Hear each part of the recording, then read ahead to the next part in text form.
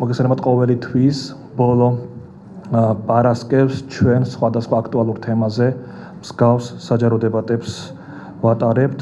არჩევნები და ინკლუზიური საარჩევნო გარემო ეს არის თემა, რომელზე სასაუბროდაც ჩვენ დღეს შევიკრიბეთ. იმიტომ რომ არჩევნებთან დაკავშირებით იყო არაერთი დებატი, არაერთი შეხვედრა, მაგრამ ჩვენ გვინდოდა დღეს ცოტა სხვა კუთხით დაგვესვა საკითხი.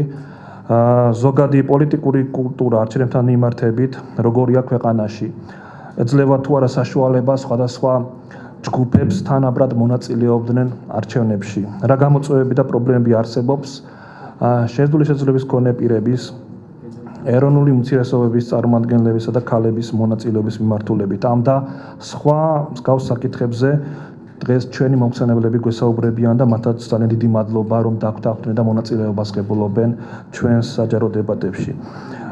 და რა თქმა უნდა ჩვენი მიზანია, რომ არა მხოლოდ დავინახოთ სიტუაცია და გავაანალიზოთ მდგომარეობა, არამედ დავსახოთ სამომავლო ნაბიჯები და ვისაუბროთ ძირითად რეკომენდაციებზე.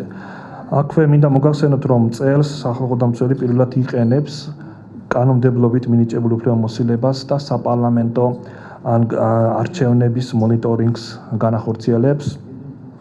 მონიტორინგი წინასაარჩევნოდ არჩევნების მიმდინარეობის დღეს და არჩევნების შემდგომ პერიოდში უფლებადარღვევის ფაქტების გამოვლენას და შესწავლას ისახავს მიზნად, ასევე განვახორციელებთ საარჩევნო დავების მონიტორინგს სასამართლოში.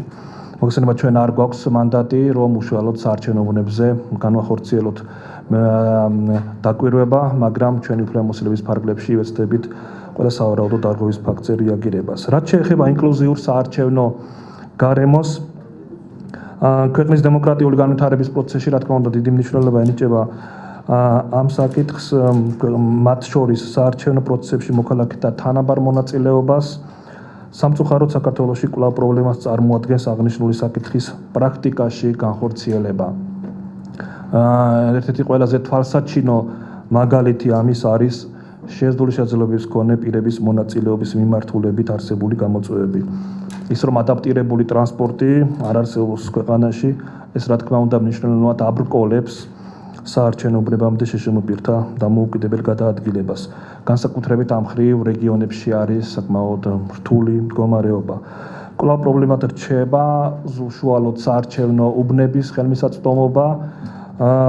როგორც ჩვენთვის ცნობილია, საპარლამენტო არჩევნებზე ადაპტირებულია დაახლოებით 1015 საარჩევნო უბანი, რომელიც მთელი ქვეყნის მასშტაბით არსებული საარჩევნო უბნების მხოლოდ მესამედს შეადგენს. ეროვნული უმცირესობის მონაწილეობის კუთხით და ამაზე ცალკე გქონდა ჩვენ შეხვედრა რამდენიმე კვირის წინ. აქ უნდა აღინიშნოს, რომ მათი მონაწილეობა ქვეყნის პოლიტიკურ ცხოვრებაში კვლავ საკმაოდ შეზღუდულია და არ დამაკმაყოფილებელია საარჩევნო პროცესებში მათი მონაწილეობა. მიუხედავად იმისა, რომ ცენტრალურმა საარჩევნო კომისიამ უზრუნველყო სხვადასხვა საარჩევნო მასალების თარგმნა, მაინც დაბალია ეროვნულ უმცირესობათა ინფორმირების დონე და მათი აქტივობის მაჩვენებელი. ასევე პოლიტიკური პარტიების ორგანიზებით იმართება მთელი რიგი საინფორმაციო შეხვედრები, მაგრამ ეს აქტივობა ვერ უზრუნველყოს მათ სრულყოფილ მონაწილეობას ამ პროცესებში. და რაც ყველაზე სამწუხაროა, მინიმალურია პოლიტიკური პარტიების საარჩევნო სიებში ეროვნული უმცირესობების წარმომადგენელთა რაოდენობა. ქალთა მონაწილეობაზე ბევრს არ ვიტყვი, ამაზეც მე ვფიქრობ, რომ აუდიტორია ძალიან კარგად იცის ის გამოწვევები, რაც არსებობს. მე მხოლოდ რამდენიმე ფაქტს დავასახელებ. პოლიტიკურმა პარტიებმა კვლავ არ გაითვალისწინეს ქალთა ჩართულობის მნიშვნელობა და საპარლამენტო არჩევნების შედეგად მე ვფიქრობ, რომ გაუმჯობესების პერსპექტივა ნაკლებია. კანდიდატი ქალების რაოდენობა საკმაოდ შეზღუდული იყო და ჩვენ ვხედავთ საარჩევნო სიებს და კანდიდატების რაოდენობას. ქალთა მონაწილეობის მაჩვენებელი 11%-ია მხოლოდ მოქმედ პარლამენტში. და სამწუხაროდ ის გენდერული კვოტის აუცილებლობის შესახებ არაერთი ინიციატივა, რომელსაც სახალხო დამცველიც უჭერდა მხარს, იქნა უარყოფილი წინა მიმდინარე პარლამენტის მხრიდან. იმედია ახალი პარლამენტი იქნება გაცილებით უფრო სენსიტიური ამ საკითხთან დაკავშირებით და მხარს დაუჭერს ამ ინიციატივას. მოკლედ მე არ მინდა რომ ძალიან გავაგზელო და ბოროტად ვისარგებლო ჩემი უფლებამოსილებით და ამიტომ მინდა გადავცე სიტყვა დღევანდელი დებატების მოდერატორს ქალბატონ ეკა ფოფხაძეს, რომელიც გახლავთ სახალხო დამცველის საპარლამენტო მდივანი და ის განახორციელებს დღევანდელი შეხვედრის მოდერაციას. მადლობა. მოგესალმებით, დიდი მადლობა. პირველ რიგში მადლობა მინდა მოგახსენოთ ყველას მობრძანებისთვის, იმის გათვალისწინებით, რომ პარასკევი საღამოა დღეს, საკმაოდ დატვირთული დარბაზია და ეს ძალიან მახარებს. დიდი მადლობა. მოგეხსენებათ, რომ საპარლამენტო არჩევნები ძალიან მნიშვნელოვანია ჩვენი ქვეყნის დემოკრატიული განვითარებისთვის და მისი ევროატლანტიკური ინტეგრაციისთვის. სწორედ ამითაც აიხსნება ის დიდი მნიშვნელობა, რაც ამ არჩევნების მიმართ და ის დიდი ყურადღება, რაც ამ არჩევნების მიმართ არსებობს. ასევე მოგეხსენებათ, რომ უკვე არაერთი საერთაშორისო თუ ადგილობრივი ორგანიზაციის მიერ წინასაარჩევნო გარემო შეფასებულ იქნა როგორც მშვიდი, თავისუფალი და პლურალისტური, თუმცა წინასაარჩევნო გარემოს შეფასების კუთხით ალბათ ძალიან მნიშვნელოვანია შეფასეს რამდენად ინკლუზიურია წინასაარჩევნო გარემო და რამდენად აქვს ყველა მოქალაქეს შესაძლებლობა აქტიურად და თანაბრად, თანასწორად ჩაერთოს პოლიტიკურ ცხოვრებაში და საარჩევნო პროცესებში. სწორედ ამიტომაც სახალხო დამცველისთვის გარდა საარჩევნო პროცედურების დაცვისა ძალიან მნიშვნელოვანია სწორედ ინკლუზიური საარჩევნო გარემო და ამ ჯგუფების აქტიური მონაწილეობა და თანაბარი თანასწორი მონაწილეობა საარჩევნო პროცესებში. ამიტომაც ამ მნიშვნელოვან თემას ეხება ჩვენი დებატები და წარმოგიდგენთ ჩვენს მომხსენებლებს, რომლებსაც ალბათ ჩემი წარდგენა არ ჭირდებათ, იმიტომ რომ ამ სფეროში ყველას მოგეხსენებათ, რომ ისინი ერთ-ერთი საუკეთესო ექსპერტები არიან და მაღალი პროფესიონალიზმით გამოირჩევიან. მოხარული ვარ, რომ ისინი დღეს ჩვენთან არიან და გვესაუბრებიან ამ მიმართულებით რა გაკეთდა, რა გამოწვევები გვაქვს და რა უნდა გაკეთდეს მომავალში. თავად მომხსენებლებთან შეთანხმებით ცოტა შეგვეცვალა განრიგი, ამიტომ პირველი მომხსენებელი იქნება ნინო დოლიძე, საერთაშორისო რესპუბლიკური ინსტიტუტის წარმომადგენელი, რომელიც ისაუბრებს სწორედ ქალთა პოლიტიკურ მონაწილეობაზე. დიდი მადლობა. დიდი მადლობა, უჩა, ეკა. მართლაც ძალიან საინტერესო და მნიშვნელოვანი შეხვედრაა არჩევნებამდე რამოდენიმე დღით ადრე. თქვენ აღნიშნეთ, რომ საერთაშორისო ორგანიზაციები უკვე აკვირდებიან არჩევნებს და ნამდვილად ჩვენთვის არ არის მნიშვნელოვანი მხოლოდ აგიტაციის დაკვირვება, ჩვენ სრულ პროცესს ვაკვირდებით და ერთ-ერთი მნიშვნელოვანი პუნქტი იქნება, რამდენად ინკლუზიური იყო წინასაარჩევნო თუ საარჩევნო გარემო ზოგადად. რაც შეეხება ქალთა პოლიტიკურ მონაწილეობას, ვეცდები მოკლედ ვისაუბრო ამ საკითხზე, რაც საკმაოდ პრობლემატურია ჩემი აზრით დღეს საქართველოში და მიუხედავად იმისა, რომ ველოდებოდით 2016 წლის გაუმჯობესებას, სამწუხაროდ ალბათ ქალთა პოლიტიკურ მონაწილეობა ამ არჩევნების შემდეგ არ გაიზრდება და შეიძლება შემცირდეს კიდეც. მოკლედ რომ გითხრათ, დღეს საქართველო არის 157 ადგილზე ქალთა პოლიტიკური მონაწილეობით 193 ქვეყანას შორის და ჩვენზე წინ არიან ისეთი ქვეყნები, როგორიც არის ავღანეთი, საუდის არაბეთი, თურქმენეთი და ასე შემდეგ. რას ნიშნავს 157 ადგილი? ეს ნიშნავს იმას, რომ 150 პარლამენტის წევრ შორის მხოლოდ 18-ია ქალი და პროცენტულად ეს არის მხოლოდ 12%. ასევე ძალიან დაბალია ქალთა რაოდენობა ადგილობრივ თვითმმართველობებში და საკრებულოებში ქალები მხოლოდ 11.6% შეადგენენ. რატომ არის ეს პრობლემა? ხო, აქედან დავიწყოთ. ჯერ ძალიან მარტივი მიზეზის გამო, რომ თუ საქართველოს მოსახლეობის 53% არის ქალი, მაშინ რატომ არ უნდა იყოს ეს ქალები ადეკვატურად, ასე ვთქვათ, პროპორციულად ასახული გადაწყვეტილების მიღებ ორგანოებში. შესაბამისად, მეორე პრობლემა აქედანვე გამომდინარეობს არის ის, რომ ქალების პრობლემები და არა მხოლოდ ქალების, ოჯახის პრობლემები არ არის, თქვათ, წარმოდგენილი და არ ხდება ამ პრობლემების დაყენება საპარლამენტო დონეზე და ამ პრობლემებთან დაკავშირებული საკანონმდებლო ინიციატივების დაყენება.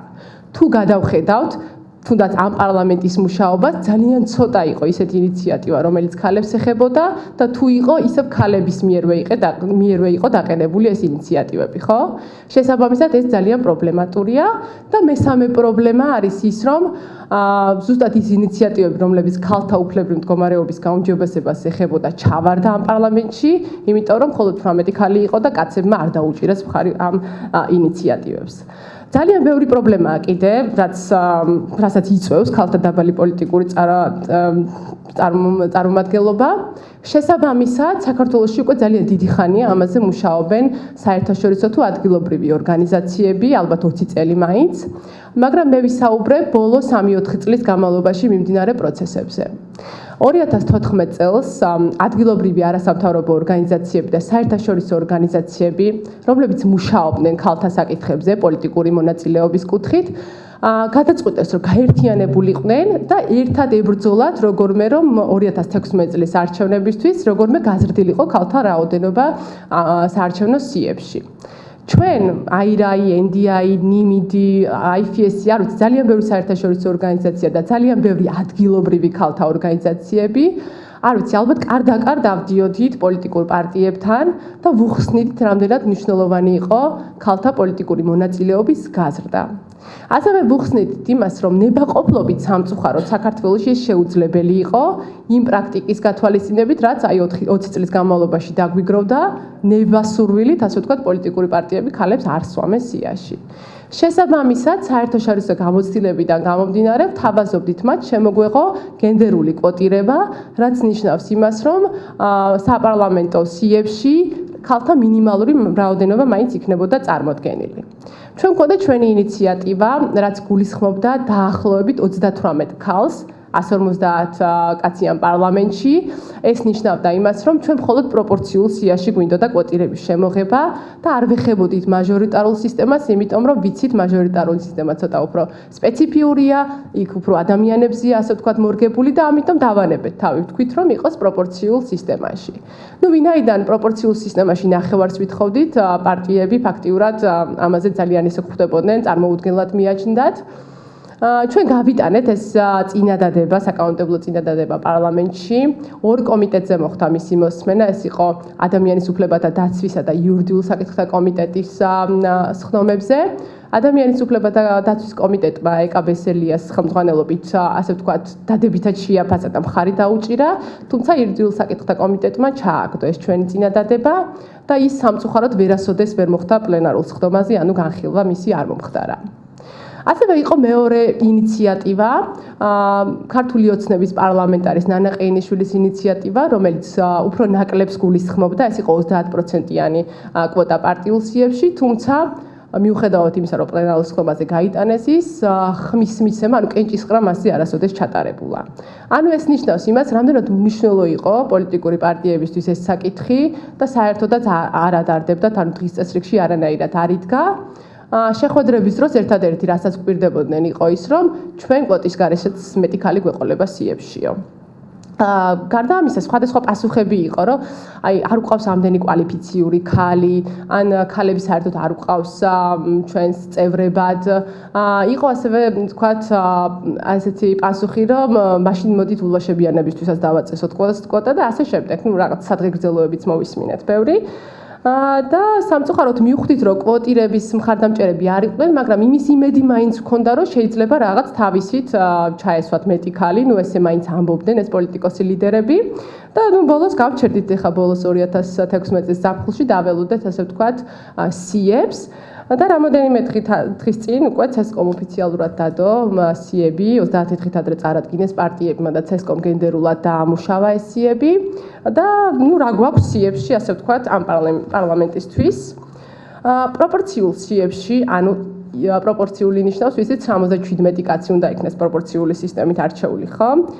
ჯამურად 37%-ია ქალები წარმოდგენილი ყველა პარტიის მიერ, მაგრამ პრობლემა არის ის, რომ ძირითადი პარტიები, რომლებიც სავარაუდოდ მოხვდებიან ამ არჩევნების შემდეგ პარლამენტში, მათ სიებშია პრობლემა, თორე ვიღაცა, ვინც ვერასოდეს ვერ მოხვდება პარლამენტში სამწუხაროდ, იმას შეიძლება 50%-იც ქონდა ჩასმული, მაგრამ ჩვენთვის მნიშვნელოვანია ის პარტიები, რომლებიც მოხვდებიან. აი მართველი პარტია მაგალითად 11.6% აქვს პროპორციულ სიაში, ნაციონალური მოძრაობას 25% აქვს, პაატა ბურჭულაძე სახელმწიფო ხალხისთვის 17% და ასე შემდეგ. კარგია რომ რამოდენიმე პარტიამ, რესპუბლიკურმა პარტიამ, თავისუფალმა დემოკრატებმა და ასე შემდეგ 30% და მეტი წარმოადგინეს, თუმცა სამწუხაროდ მათ მიერ, ასე ვთქვათ, ასე ვთქვათ, ადამიანები, რომლებიც ამ პარტიებს მიერ შევლენ პარლამენტში, საკმაოდ დაბალი რაოდენობა იქნება. უფრო პრობლემატურია ქალები მაჟორიტარებად. ქართულ ოცნებას 72 ოლქში ყავს წარდგენილი მაჟორიტარი კანდიდატი და მხოლოდ 5-ია ქალი. ნაციონალურ მოძრაობასაც 5 ყავს ქალი. პაატა ბურჭულაძეს თავისუფალ დემოკრატებს, რესპუბლიკელებს, ბურჯანაძე გაერთიანებულ დემოკრატებს 9 ქალი ყავს წარმოდგენილი, ბრეწველებს 6, პატრიოტებს 15 მოკლედ აი 73-დან რაღაცა აი 10-ის ფარგლებში მაქსიმუმ მერყეობს ქალთა ასე ვთქვათ მაჟორიტარულ კანდიდატებად წარმოდგენილი ქალები. რას ნიშნავს ეს? ეს ნიშნავს იმას, რომ რაც გვაქვს, ამაზე გაცილებით ნაკლები იქნება პარლამენტში, მას შემდეგ რაც ავირჩევთ ამა თუ იმ პარტიას, მაგალითად თუ ყავს ქართულ ოცნებას პირველ, ვთქვათ, ოცეულში, ან ნაციონალურ მოძრაობას ავიღოთ პირველ ოცეულში 6 ქალი, ეს იმას არ ნიშნავს, რომ ნაციონალურ მოძრაობა თუ აიღებს 20%-ს, ეს 6-ვე ქალი მოხვდება პარლამენტში, იმიტომ რომ 77-ის 20% გაჩერდება 15-ზე, შესაბამისად შეიძლება 4 ქალი მოხვდეს, იმიტომ რომ ის მე-5, მე-6 ქალები მე-19 და მე-20 პოზიციებზე ყავთ წარმოდგენილი. ანუ აქ პოზიციონირებასაც ძალიან დიდი მნიშვნელობა აქვს. ამიტომ როცა ვამბობთ, რომ ქართულ ოცნებას 11% იყავს, 11-იც არ იქნება, ნაციონალურ მოძრაობას 25% იყავს, 25-იც არ იქნება და ასე შემდეგ. რაც გვაქვს, იმაზე გაცილებით ნაკლები იქნება. მაგალითად, პაატა ბურჭულაძეს კი ყავს, თქვა 17%, მაგრამ პირველ 30-ში არც ერთი ქალი არ ყავს ნომინირებული. შესაბამისად, ანალიზის საფუძველზე ძალიან მარტივი ხდება იმის დადგენა, რომ მომდევნო პარლამენტში არათუ გაიზრდება, ასე ვფიქრობთ, რომ 12%-ზე ნაკლებიც შეიძლება იყოს ქალთა პოლიტიკური წარმომადგენლობა. ჩვენ ამიტომ ვფიქრობთ, ის ორგანიზაციები, რომლებიც მუშაობთ ამ მიმართულებით, რომ აუცილებლად უნდა გავაგრძელოთ მუშაობა მომავალ პარლამენტთან ქალთა პოლიტიკურ მონაწილეობაზე და ერთადერთი გზა ამ შემთხვევაში მოკლევადიანი გაუმჯობესების მიზეზით, ასე ვთქვათ, მოკლევადიან პერსპექტივაში, ვფიქრობთ, რომ ისევ და ისევ არის გენდერული კვოტა, თუმცა ეს მხოლოდ ერთადერთი არ იქნება, ცხადია ამასთან უნდა სდებდეს საგანმანათლებლო მუშაობა და ასე შემდეგ, რომ ის ტრადიციები, კულტურა თუ მიდგომები, რაც საქართველოში არსებობს, თანდათანობით შეიცვალოს. რა თქმა უნდა, ეს ყველაფერი ეხმარება იმას, ეს ჩვენი ტრადიციები თუ პატრიარქალური მდგომარეობა, რომ ქალები არ არიან წარმოდგენილი, მაგრამ მაინც ჩვენი აზრით მთლიანი პასუხისმგებლობა გადადის პოლიტიკურ პარტიებზე, იმიტომ რომ პარტიები, რასაც წარადგენენ, ის ადამიანი ხდებიან პარლამენტში და თუ არასოდეს დაასახელა პარტიამ ქალი, ის ვერასოდეს ვერ მოხდება პარლამენტში. ეს არის ძალიან სამწუხარო რეალობა. არ ვიცი, ეხა უკვე ვეღარაფერს ვერ უშველით, მაგრამ იმედია მომავალში თქვენი მონაწილეობითაც რაღაცას გავაუმჯობესებთ და ვაიძულებთ პოლიტიკურ პარტიებს, რომ რაღაც ეს ნაბიჯი გადადგან და შემოიღონ გენდერული კვოტირება. ეს ძალიან მოკლედ, მე მზად ვარ გიპასუხოთ დამატებით შეკითხვები თუ გექნებათ. მადლობთ. დიდი მადლობა ნინო, შეკითხვები მას შემდეგ რაც ყველა მომხსენებელი გამოთქვამს საკუთარ აზრს. ძალიან დიდი მადლობა იმ სურათისთვის, რაც გვანახე და როგორ უნდა ველოდოთ გენდერულ ჭრილში რა პარლამენტი გვეყოლება მომავალში.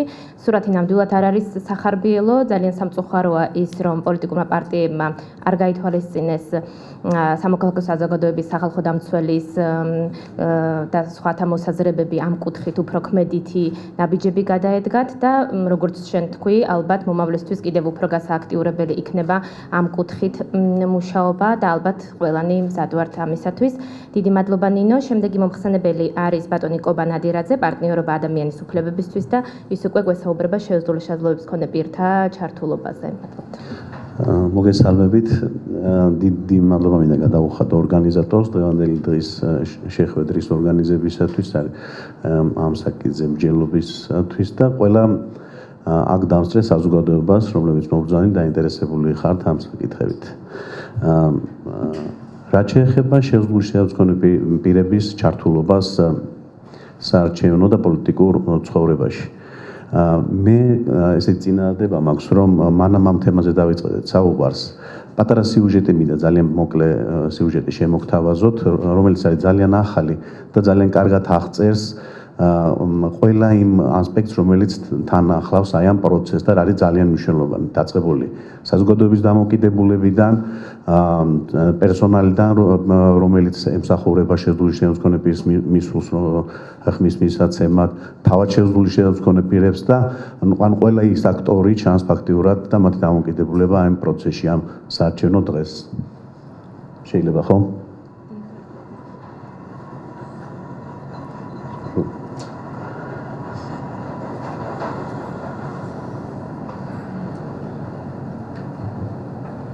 European Examiners განეკუთვნება, რომელიც ყოველ არჩევნებში საკუთარ პოზიციას საარჩევნო უპარტია ფიქსირებს. მას შემოგრებს სრულწლოვანი გახდა ხმას ერთი და იგივე მეფე უპარტია წერს. ამბობს, რომ შეზღუდული შესაძლებლობის ისე ხმის პრობლემა. ქონებრივ საარჩევნო პროცედურების შესრულებას სახელმწიფომ გაუსწრებად გადასატანი ყუთის მეშვეობით ურჩენიათ. ამის მიზეზი კი არაადაპტირებული გარემოა. გადაიმისა, რომ საარჩევნოებაზე შესაბამისი ინფრასტრუქტურა არ ხვდებათ, რთულია ქუჩაში დამოუკიდებლად გადაადგილებაც.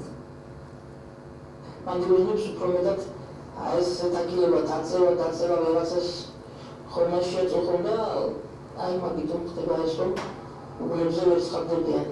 აქაც თუნდაც აქამდე რომ მოხვიდე საარჩევნოებაზე მარტო ამ საარჩევნოებაზე ეცობა საქართველოს მასშტაბით მეგონი ძალიან დიდი პრობლემებია ასეთი. მიუხედავად იმისა, რომ ევროპაზე ადაპტირებული გარემო შექმნა შეეცადნენ, რელევანტ ნაწილ პროცედურის დაგაზრდილი მისვლა მაინც ვერ შეძლო. შეშინებული უფლებების კონვენციის 29 მუხლის სახელმწიფო სარეგულირებს, რომ ქვეყანამ შეზღუდული შესაძლებლობის მქონე პირთა პოლიტიკურ და საზოგადოებრივ ცხოვრებაში თანაბარი, ეფექტური და სრულყოფილი მონაწილეობა უზრუნველყოს. ევროსაბჭოს კომისიის თანამშრომელი განმარტავს, რომ შეეცდებიან უბანზე ხარვეზი გამოასწორონ და ახსნის მიცემა არჩევნებში მონაწილეობის უფლების მქონე ყველა მოქალაქემ შეძლოს. ეს პირველი სისტემატური მოდის მეგობრები მოყვება ჩვენ ყურადღების ცენტრში უკვე ტრადიციულად ეს კაცი და როგორც საჭიროა ესე იქნება ყველაფერი. ბეტონის სამუშაოებს ახლა ვერ მოვასწრებთ ეს ცოტა თოლის ფაქტორიდან გამომდინარე და ის არ მოხავს ეფექტებარება და გავაკეთოთ ისე რომ არანაირი პრობლემა არ ქონდეს ბატონგელის. 27 ახალციხის საარჩევნო ოლქის მონაცემებით ქალაქში არსებული 35 უბნიდან ეთნიკ მოსახლეობისთვის 4 ადაპტირებული და 13 მარტივად ადაპტირებულია. რაც შეეხება მხედველობების მინა დაქვეითებულ ამორჩევას, სასკომად კენჭისყრის დღეს გამომდინარე უბნზეს და პროცედურის შესახებ პოსტერს დაახვალებს. ახალციხის საარჩევნო ოლქში განმარტავენ, რომ მოსინათლო ამორჩეველი ხმას ბრაილის შრიფტით მისცემს. საოლქო კომისიის თანამშრომლის თქმით, მიუხედავად იმისა, რომ ცენტრალური საარჩევნო კომისია ინფრასტრუქტურისა და განათლების სამინისტროებთან ერთად ცდილობს შეზღუდული შესაძლებლობის მქონე პირებს უბანზე შესაბამისი გარემო შეუქმნას, მათი მხრიდან აქტიურობა დაბალია. წინა არჩევნებზე ვთხოვეთ კომისიის თავმჯდომარეებს, რომ აი ესეთი პიროვნებები თქვენის დროს ამ პროცესს არ უნდა აღემატებოდეს გადასტანების სია და გვიხსნიდნენ თავმჯდომარები, რატომ იყო გადასტანების გაზრდილი და მე ვთხოვეთ, რომ იქნებ მათი ადაპტაცია მოხდეს და იქნებ თვითონ მოვიდნენ ისინი უბანზე და კაცრიულარი გადაწყდა და უბრალოდ არჩევნების დროს უბანზე მისვლა და შეზღუდული შესაძლებლობის მქონე პირების კენჭისყრის პროცედურაში ჩართვა აუცილებლად მიაჩნია ორგანიზაციის დამდგომა შვილების დამფუძნებელს. პორტია დიაკონიშვილი ფიქრობს, რომ საარჩევნო უბნაზე მათი მისვლა უნდა უზრუნველყოს სახელმწიფომ, ასევე ამ საკითხზე უნდა ეზრუნოს ოჯახის წევრებმაც. მათ ძალიან უხარიათ არჩევნებში მონაწილეობის მიღება და უხარიათ რომ თვითონ მივლიან საარჩევნოში. იმიტომ რომ ჩვენ გვქონდა ხოლმე შემთხვევები რომ მათი მშობლებისგან იყო ასე წინადება მიგვეტანა გადასატანი ყუთი მათთან ოჯახებში და გადასატანი ყუთის მიტანა კი არის მის მიცემა როგორც კანონითარისებს, მაგრამ ის ატმოსფერო რომელიც საარჩევნოებაზე მიმდინარეობს აი ბავშვებისათვის, აი ახალგაზრდებისათვის ხშირ შემთხვევაში სრულწლოვანი ადამიანებისთვის არის სასიხარულო. ახალციხის მუნიციპალიტეტის მასშტაბით 200-მდე შეზღუდული შესაძლებლობის მქონებია. მათ შორის არჩევნებში მონაწილეობის უფლებით დაახლოებით 90% სარგებლობს. რამდენი შეშინებული დააფიქსირებს საკუთარ პოზიციას 2016 წლის 8 ოქტომბერს კუთვნილ უბანზე უცნობია.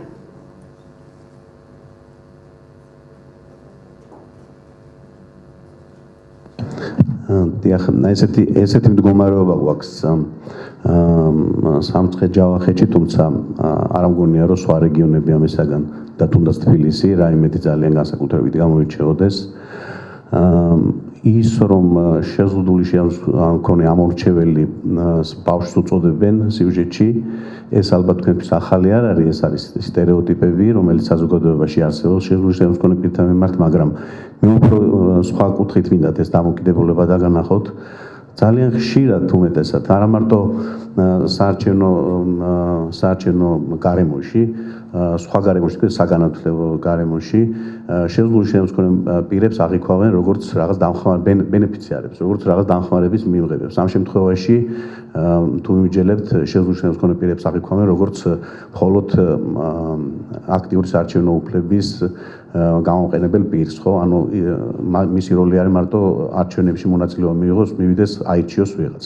ის შეიძლება იყოს თავად არჩეული, ან მონაწილეობას იღებდეს როგორც მონიტორის შეფასებელი, მაგალითად ამას როგორც წესი საზოგადოებას გამორიცხავს და რაც ყველაზე სამწუხარო არის ის პასუხისმგებელი ორგანიზაციები, უწყებები, რომლებიც პასუხისმგებელი არიან სწორედ იმაზე, რომ სრულფასოვნად მოახდინონ ჩართვა შეზღუდული შემოქმედი პირებისა სრულად ამ პროცესში, რაც ნიშნავს იგივე თვითმმართველობის მუშაობაში მონაწილეობას, იგივე აქტიური საარჩევნო უფლების რეალიზაციაში, იგივე ის რომ პასიური საარჩევნო უფლებაც მათ მიერ თავისუფლად თანაბრად იყოს რეალიზებული. ეს რაც შეეხება დამოკიდებულებას, რა მდგომარეობა გვაქვს ფიზიკური გარემოს მხრივ.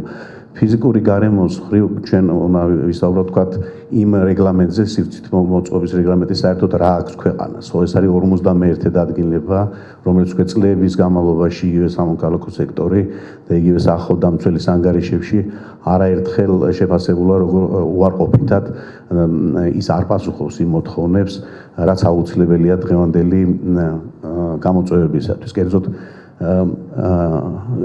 სივრცითი მოწყობის რეგლამენტი, რომელსაც უნდა იყენებდეს ასევე ცენტრალური საარჩევნო კომისია საარჩევნო უბნების მოსაწყობად, არ ითვალისწინებს, არ ეფუძნება უნივერსალური დიზაინის პრინციპებს.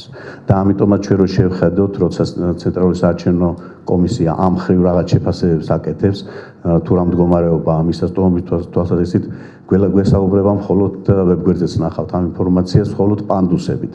რამდენი პანდუსი არის გაკეთებული? ალბათ დღესაც ეს ამაზე გვექნება ინფორმაცია.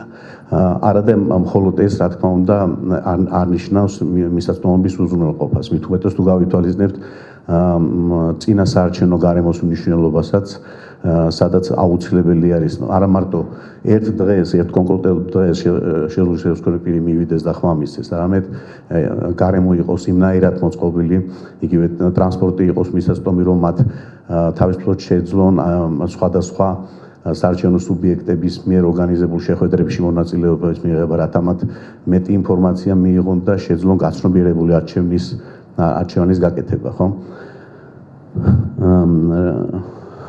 შემდეგი საკითხი ეს გახლავთ ტექნოლოგიები და საშუალებები, რომელსაც შეიძლება იგივე ცენტრალური საარჩევნო კომისია ხმარობდეს. ეს აქ ამ სიუჟეტის არის ნაჩვენები, ეს არის ბრაილის შრიფტი და ვერტილი ბიულეტენები იქნება, ეს თუ ფორმატ ჩარჩოები, ლინზები უსინათლო ადამიანებისთვის, უსმენის ამ მქონე ადამიანებისთვის, ჟესტურ ენაზე გახვევანებული ის საარჩევნო სუბიექტების საპროგრამო მიმოხილვა იქნება თუ ის მნიშვნელოვანი ინფორმაცია, რამაც უნდა უზრუნველყოს სმენის ამ მქონე ამომრჩეველი თანაბარი მონაწილეობა მიიღოს არჩევნებში.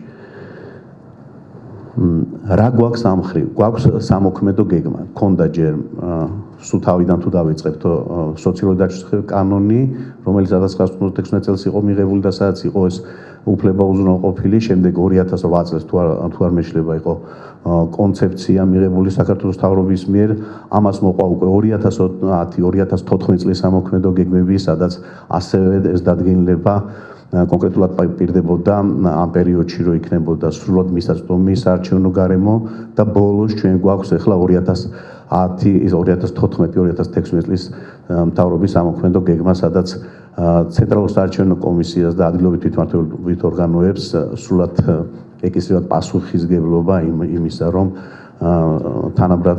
თანაბარი შესაძლებლობები იყოს უზრუნველყოფილი საარჩევნო გარემოში. სამწუხაროდ უკვე 2000 წელს გვაქვს 2016 წელი, მოახლოებული არის საპარლამენტო არჩევნები და ისაც კი არა გვაქვს ვთქვათ, რომ საშუალება, მექანიზმი იმის, რომ შევაფასოთ რა მდგომარეობა გვაქვს და იმ რაღაც სტანდარტებს მიუსადაგოთ, ხო? ანუ არ გვივალგა როგორც ვთქვით რეგლამენტი, არ არსებობს სტანდარტიზაცია იმისა, თუ ფორმატ ჩარჩო უნდა იყოს გამოყენებული, თუ ლინზა უნდა იყოს გამოყენებული, თუ რა, იგივე უსინათლო ამომრჩევლებისთვის, თუ სმენის არ მქონე ამომრჩევლებისთვის.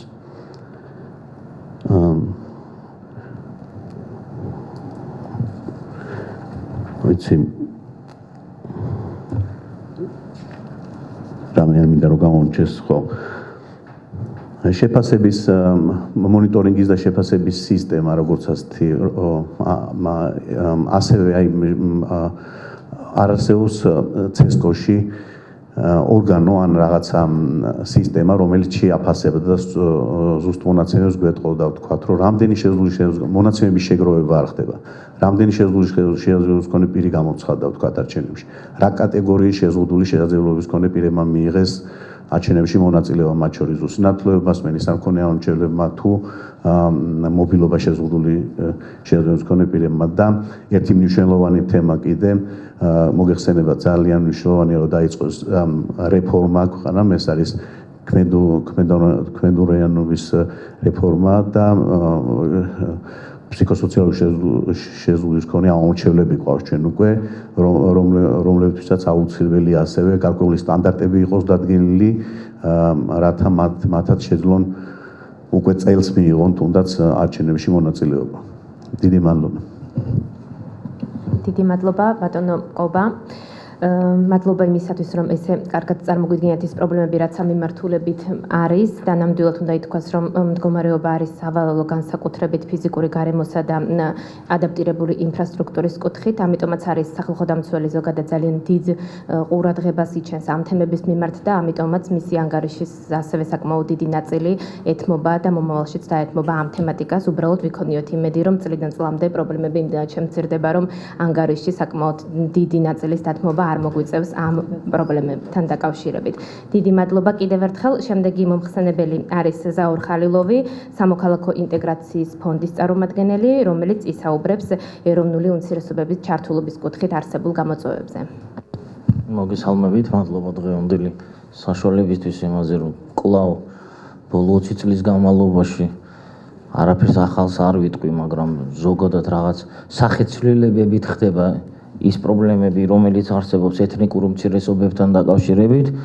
ეხლა რა თქმა უნდა ძალიან მნიშვნელოვან საკითხებზე მიდიოდა დღეს საუბარი, მაგრამ მოგიხსენებათ, რომ ეთნიკური უმცირესობებში მარტო მხოლოდ ეთნიკურობა არ არის პრობლემა, აქედან გამომდინარე გენდერის საკითხიც, იგივე შეზღუდული შესაძლებლობების მქონე ადამიანებზე მიდის საუბარი, ამიტომ უფრო კომპლექსურად არის პრობლემები, რაც შეეხება ამ არჩევნების გარემოებებს, შემიძლია გითხრათ, რომ პრინციპში, რასაც ჩვენ გვაქვს გამოცდილება და ჩემს კოლეგებს ალბათ არაფერს ახალს არ ვიტყვი, იქიდან გამომდინარე, რომ ის ბანკიერი ტრადიცია არ ირღვევა და მხოლოდ ეთნიკური უმცირესობები ახსენდებათ წინა საარჩევნო პერიოდში, პრაქტიკულად არც ერთმა პოლიტიკურმა პარტიამ მკაფიოდ თავის საარჩევნო პროგრამაში ის ნაწილი, რომელიც ტრადიციულად იყო ხოლმე ნომინალური სახით, მაგრამ მაინც იყო ხოლმე იმ საკითხებზე საუბარი, რაც ეხებოდა ეთნიკური უმცირესობების ინტეგრაციას, ესეც კი გამოვტოვეთ, იქიდან გამომდინარე, რომ ზოგადად ფონი არის მძიმე და ეს რა თქმა უნდა გავლენას ახდენს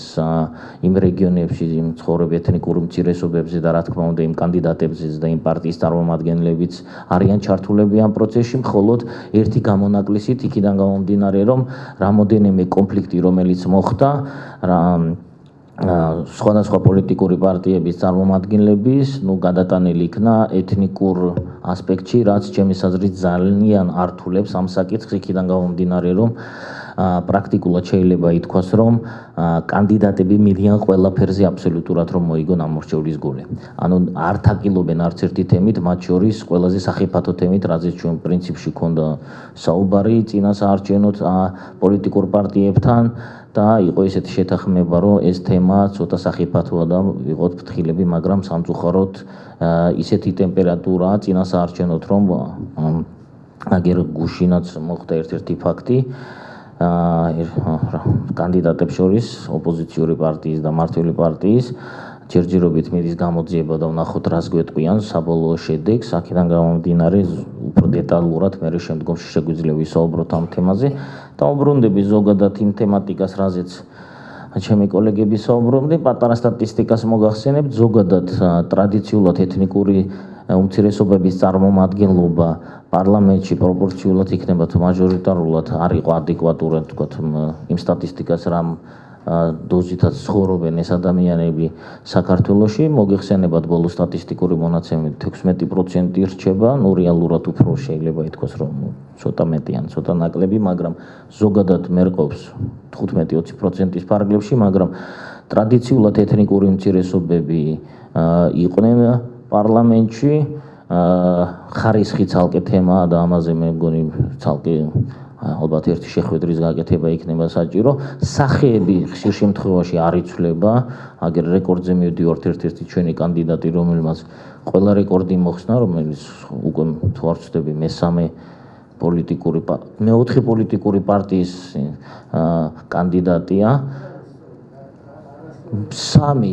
იყოს 3, ვივაჭროთ ჩემო კარგო. 3. მე ახსოვს კომკავშირის დროიდან და ეხლა კარგით მაგაზე მე ვისაუბროთ კი ბატონო.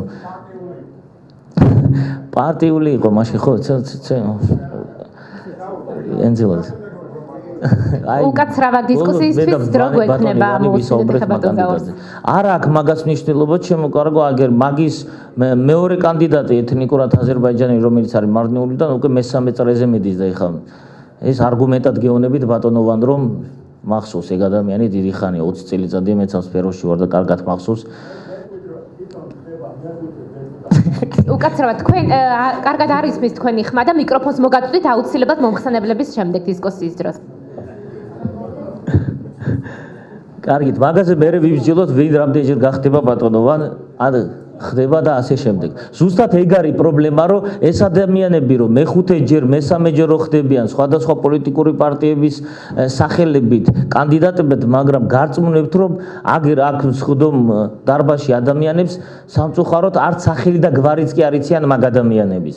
ზუსტად ეს არის პრობლემა, რომ ეთნიკურ უმცირესობებს მე მუდმივად ეუნებიან რომ თქვენ ხართ სახელისუფლებო ისა რა ქვია მაგას სახელისუფლებო იმასთან პარტიასთან ასოცირებულები, მაგრამ ესეც მანკიერი ტრადიცია იყო ტრადიციულად ყოველთვის ეთნიკურ უმცირესობებს ემუქრებოდნენ, აშანტაჟებდნენ, აშინებდნენ და ეუბნებოდნენ რომ პროსახელისუფლებობა და სახელმწიფოებრიობა იყო გაიგივებული აქედან გამომდინარე ადამიანები თუ განსხვავებულ მოსაზრებაზე იყვნენ, რა თქმა უნდა მათ მერე პრობლემები ექნებოდათ, ეს ერთი, მეორე, არაფერი არ შეცვლილა და შეგვიძლია ნებისმიერ თვენთაგან შეხვიდეთ და ვისაც კი უწევს იქ მუშაობა, ნახოთ რომ იგივე ადმინისტრაციული რესურსი იყენება იქ, იგივე სკოლის მასწავლებლები, სკოლის დირექტორები, სახეები არ იცვლება, ზუსტად მაგაშია, მაგრამ პრობლემა ყველაზე რთული იმაშიც არის რომ ჩვენ როდესაც ვაკეთებდით ცდილობას რომ ახალი სახეები გამოჩნდნენ, ზუსტად ეს ახალი სახეებიც კი იგივე გზით მიდიან.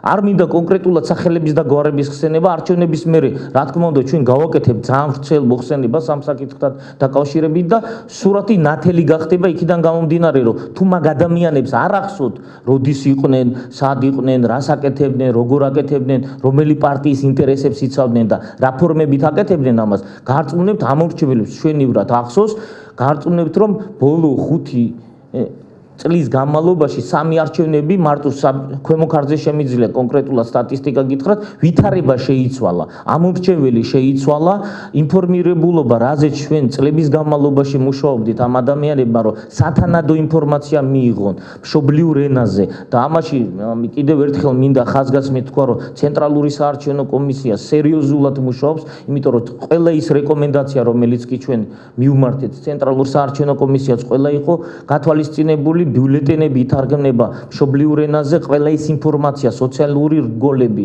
აბსოლუტურად ყველა ის ადამიანი, რომელიც არის ჩართული საარჩევნო ადმინისტრაციაში, გადიან ტრენინგებს მშობლიურ ენაზე. რა თქმა უნდა, მე მესმის, რომ ხარისხი კიდევ ერთხელ ვიმეორებ, ამ ადამიანების პოლიტიკური სუბიექტების წარმომადგენლების და თვითონ ადმინისტრაციაში ჩართული ადამიანების გვინდა რომ უკეთესი იყოს და ამაზეც მუშაობთ, ანუ მომავალთაობაზე, მაგრამ ზოგადად ვითარება არ იცვლება. ერთი და პოლიტიკური ელიტები არ იცვლებიან ამ რეგიონებში და ეთნიკური უმცირესობების წარმომადგენლები, ზუსტად ეს არის ყველაზე ძირითადი პრობლემა, რომ როგორც კი ახალი სუბიექტი ჩნდება, ან ახალი მოთამაშე ჩნდება, მიდის სერიოზული წნეხი ამ ადამიანების მიმართ იქიდან გამომდინარე, რომ აგერ რამოდენიმე დღის წინ საგარეჯოში არის კანდიდატი, დამოუკიდებელი კანდიდატი, რომელიც იგივე საარჩევნო პლაკატების და ასე შემდეგ პრობლემა შეექმნა, ანუ საარჩევნო აგიტაციის პრობლემა ექნება, იგივეს გვეუბნებიან ჩვენ ოპოზიციური პარტიის წარმომადგენლები, ერთადერთი ქალბატონი არის მაჟორიტარი კანდიდატი, რომელიც წარმოადგენს ეთნიკურ უმცირესობებს და მანაც 2 დღის წინ განაცხადა, რომ მას ხელს უშლიან საარჩევნო აგიტაციის ჩატარებაში. ბოლნისის რაიონზე მიდის საუბარი და დადო ფაქტებით და ამაზეც იძახია რომ დაიწყო გამოძიება და ვნახოთ რა შედეგები ექნება ამ ყველაფერს რაც შეეხება პროპორციულ სიებში მონაწილეობას ეთნიკური უმცირესობებში მოდით ვიყოთ რეალისტები რა თქმა უნდა იყო რამოდენიმე პოლიტიკური პარტია და გაითვალისწინა ის რეკომენდაციები რაც ჩვენ წლების განმავლობაში ცენტრალური საარჩევნო კომისია და აგერ ნიმდის წარმომადგენლიც ისაუბრებს იმ პროექტთან დაკავშირებით რომელი პროექტის პარაგრაფშიც იყო ზუსტად კონკრეტულად ამ საკითხის მოგვარებაზე საუბარი ჩასვეს სიაში ადამიანები მაგრამ მოდით ვიყოთ რეალისტები აქ პროცენტებზე იყო საუბარი ეხლა მე-18 და მე-19 კანდიდატი მაშინ ამ პოლიტიკურმა პარტიამ უნდა იყოს 25%-ზე მეტი, რაც არარეალისტურია. მოდი ვიყოთ რეალისტები, ეს აი მას არ ნიშნავს, რომ თუ პირველ 20-ში არის ჩასმული, თქვათ, იგივე გენდერის თვალსაზრისით თუ ეთნიკური თვალსაზრისით, თქვათ, ადამიანი, ეს იმას არ ნიშნავს, რომ 100%-იანით მოხდება პარლამენტში. რაც შეეხება მაჟორიტარულ კანდიდატებს, იგივე ბოლნისის მაგალითზე შემიძლია გითხრათ, რომ რაიონში სადაც 70%-ზე მეტი არიან ეთნიკური უმცირესობების წარმომადგენლები, სხვადასხვა პარტიებმა სხვადასხვა ეთნიკური წარმომავლობის ადამიანები წარადგინეს, რაც ჩემის აზრით ესეც გახდა პრობლემატური ამ არჩევნებისთვის, იქიდან გამომდინარე, რომ ოპოზიციური პარტია არა აქვს მაგას მნიშვნელობა ხარ, ანუ ვინც ოპონენტი პარტია, რა თქმა უნდა, მე შემდგომში თავის აგიტაციაში იყენებს ეთნიკურ წარმომავლობას, ამანაც დაპირისპირებები გამოიწვია სხვადასხვა ჯგუფებს შორის, ამორჩევლებს შორის და ხდება მანიპულაცია ეთნიკური წარმომავლობით და ეხლა თუ სტატისტიკაზე ვისაუბროთ, ეხლა ჩემთვისაც ბევრი კითხვის ნიშანი იყო, როდესაც მაგალითად მარნეულში ორი ოლქია, ერთი არის სრულად 100%-ით ეთნიკური უმცირესობებით დაკომპლექტებული და ამას გეუბნებით ოფიციალურად ცენტრალური საარჩევნო კომისიის სტატისტიკას და მეორე უბანია ოლქი არის 90%-იანი და იქაც იგივე მოხდა, ანუ დააპირისპირეს ორი სხვადასხვა ეთნიკური წარმომავლობის კანდიდატი და პირდაპირ თავის საარჩევნო აგიტაციის დროს მიდის ხაზგასმა ეთნიკურ წარმომავლობაზე. რაც ამ არჩევნებისთვის გახდა ახალი, ანუ სხვა რაღაც პრობლემებზე თუ საუბრობდით ჩვენ წინა წლებში, რომ ნაკლებად ხდებოდა ეთნიკური უმცირესობების, თქვათ, ინფორმირებულობა, იშვიათად ხდებოდნენ სხვადასხვა პოლიტიკური პარტიები, ოფისები იხსნებოდა პრაქტიკულად ერთი თვით ადრე არჩევნებამდე, ამორჩეველმა არ იცოდა რა განსხვავება არსებობს სხვადასხვა პოლიტიკურ პარტიებს შორის, ანუ პროგრამულ ნაწილს გულისხმობ, არ ითარგმნებოდა სხვადასხვა ეთნიკური უმცირესობებისთვის ხელმისაწვდომენებზე, ესეც პრობლემატიკურია, ეს რა თქმა უნდა პოლიტიკური პარტიების პრობლემაა, იმიტომ რომ ზოგადად ამას ვერავის ვერ დაავალდებულებს, თუმცა ჩვენ მუდმივად რეკომენდაციის სახით ვესაუბრებოდით სხვადასხვა პოლიტიკურ პარტიებს, რომ ეს გაიკეთებინა და ეს იყო კარგი ამორჩევლისთვის, იქიდან გამომდინარე, რომ მერე შემდგომში პრობლემები არ ქონოდათ იგივე სამცხე-ჯავახეთში თუ ქვემო-ქართლში. მაგრამ ერთ რაღაცაზე მინდა ვისაუბრო, კიდევ ეს არის სახელმწიფო ენის არწოდნა, რაც კვლავ აქტუალური ხდება და უკაცრავად, მაგრამ 21 საუკუნეში დღევანდელ დღეს, როდესაც 2500 სტუდენტი მარტო ქვემო-ქართლიდან სწავლობს სხვადასხვა უმაღლეს სასწავლებლებში, დღეს წარადგინო კანდიდატი, რომელმაც არ იცის სახელმწიფო ენა, როგორც მინიმუმ ამორჩევლის შეურაცხყოფა. კანონს რო თავი დავანებოთ, იქიდან გამომდინარე, რომ ზოგადად კანონმდებლობით არ არის დაშვებული, რომ კანდიდატმა რომ უნდა სავალდებულო რომ იცოდეს სახელმწიფო ენა. არავინ არ ამოწმებს ამას, ყველა თვალს ხუჭავთ ამაზე და მე პრობლემატური ხდება იმაზე, რომ როცა ვსაუბრობთ, რომ რამდენად აქტიურად არიან ჩართულები ეთნიკური უმცირესობები ამ ქვეყნის პოლიტიკურ ცხოვრებაში.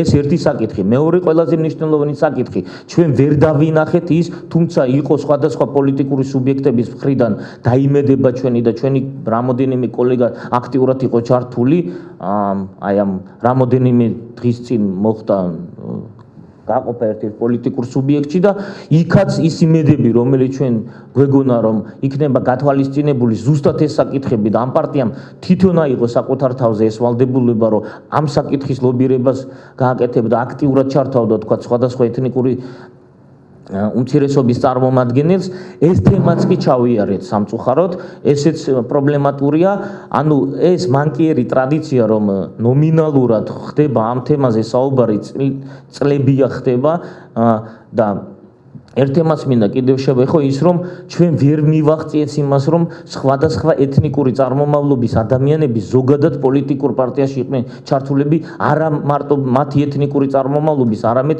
საკუთარი სოციალურ-სოцხედულობის ან იგივე პოლიტიკური ორიენტაციის გამო.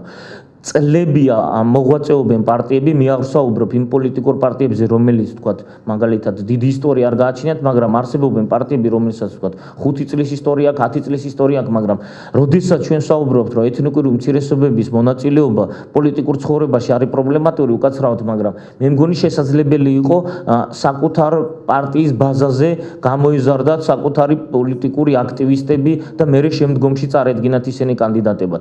დღეს ყველა გვეუბნება ერთ არგუმენტს რომ სამწუხაროდ ჩვენ ვერ პოულობთ ადამიანურ რესურსს. რაც ჩემის აზრით არ არის სერიოზული არგუმენტი, იქიდან გამომდინარე, რომ წლებია არსებობენ ადამიანები, რომელსაც თქვათ იგივე ენის პრობლემა არ აქვს, არსებობენ რეგიონები იგივე, სადაც თბილისის მაგალითია ვიყოთ. რახან პოლიტიკურ მონაწილეობებზე საუბრობთ, პირველი შემთხვევა იყო, როდესაც ადგილობრივი თვითმმართველობის არჩევნებში თბილისის საკრებულოში არც ერთი ეთნიკური უმცირესობის წარმომადგენელი არ არის მოხვედრილი.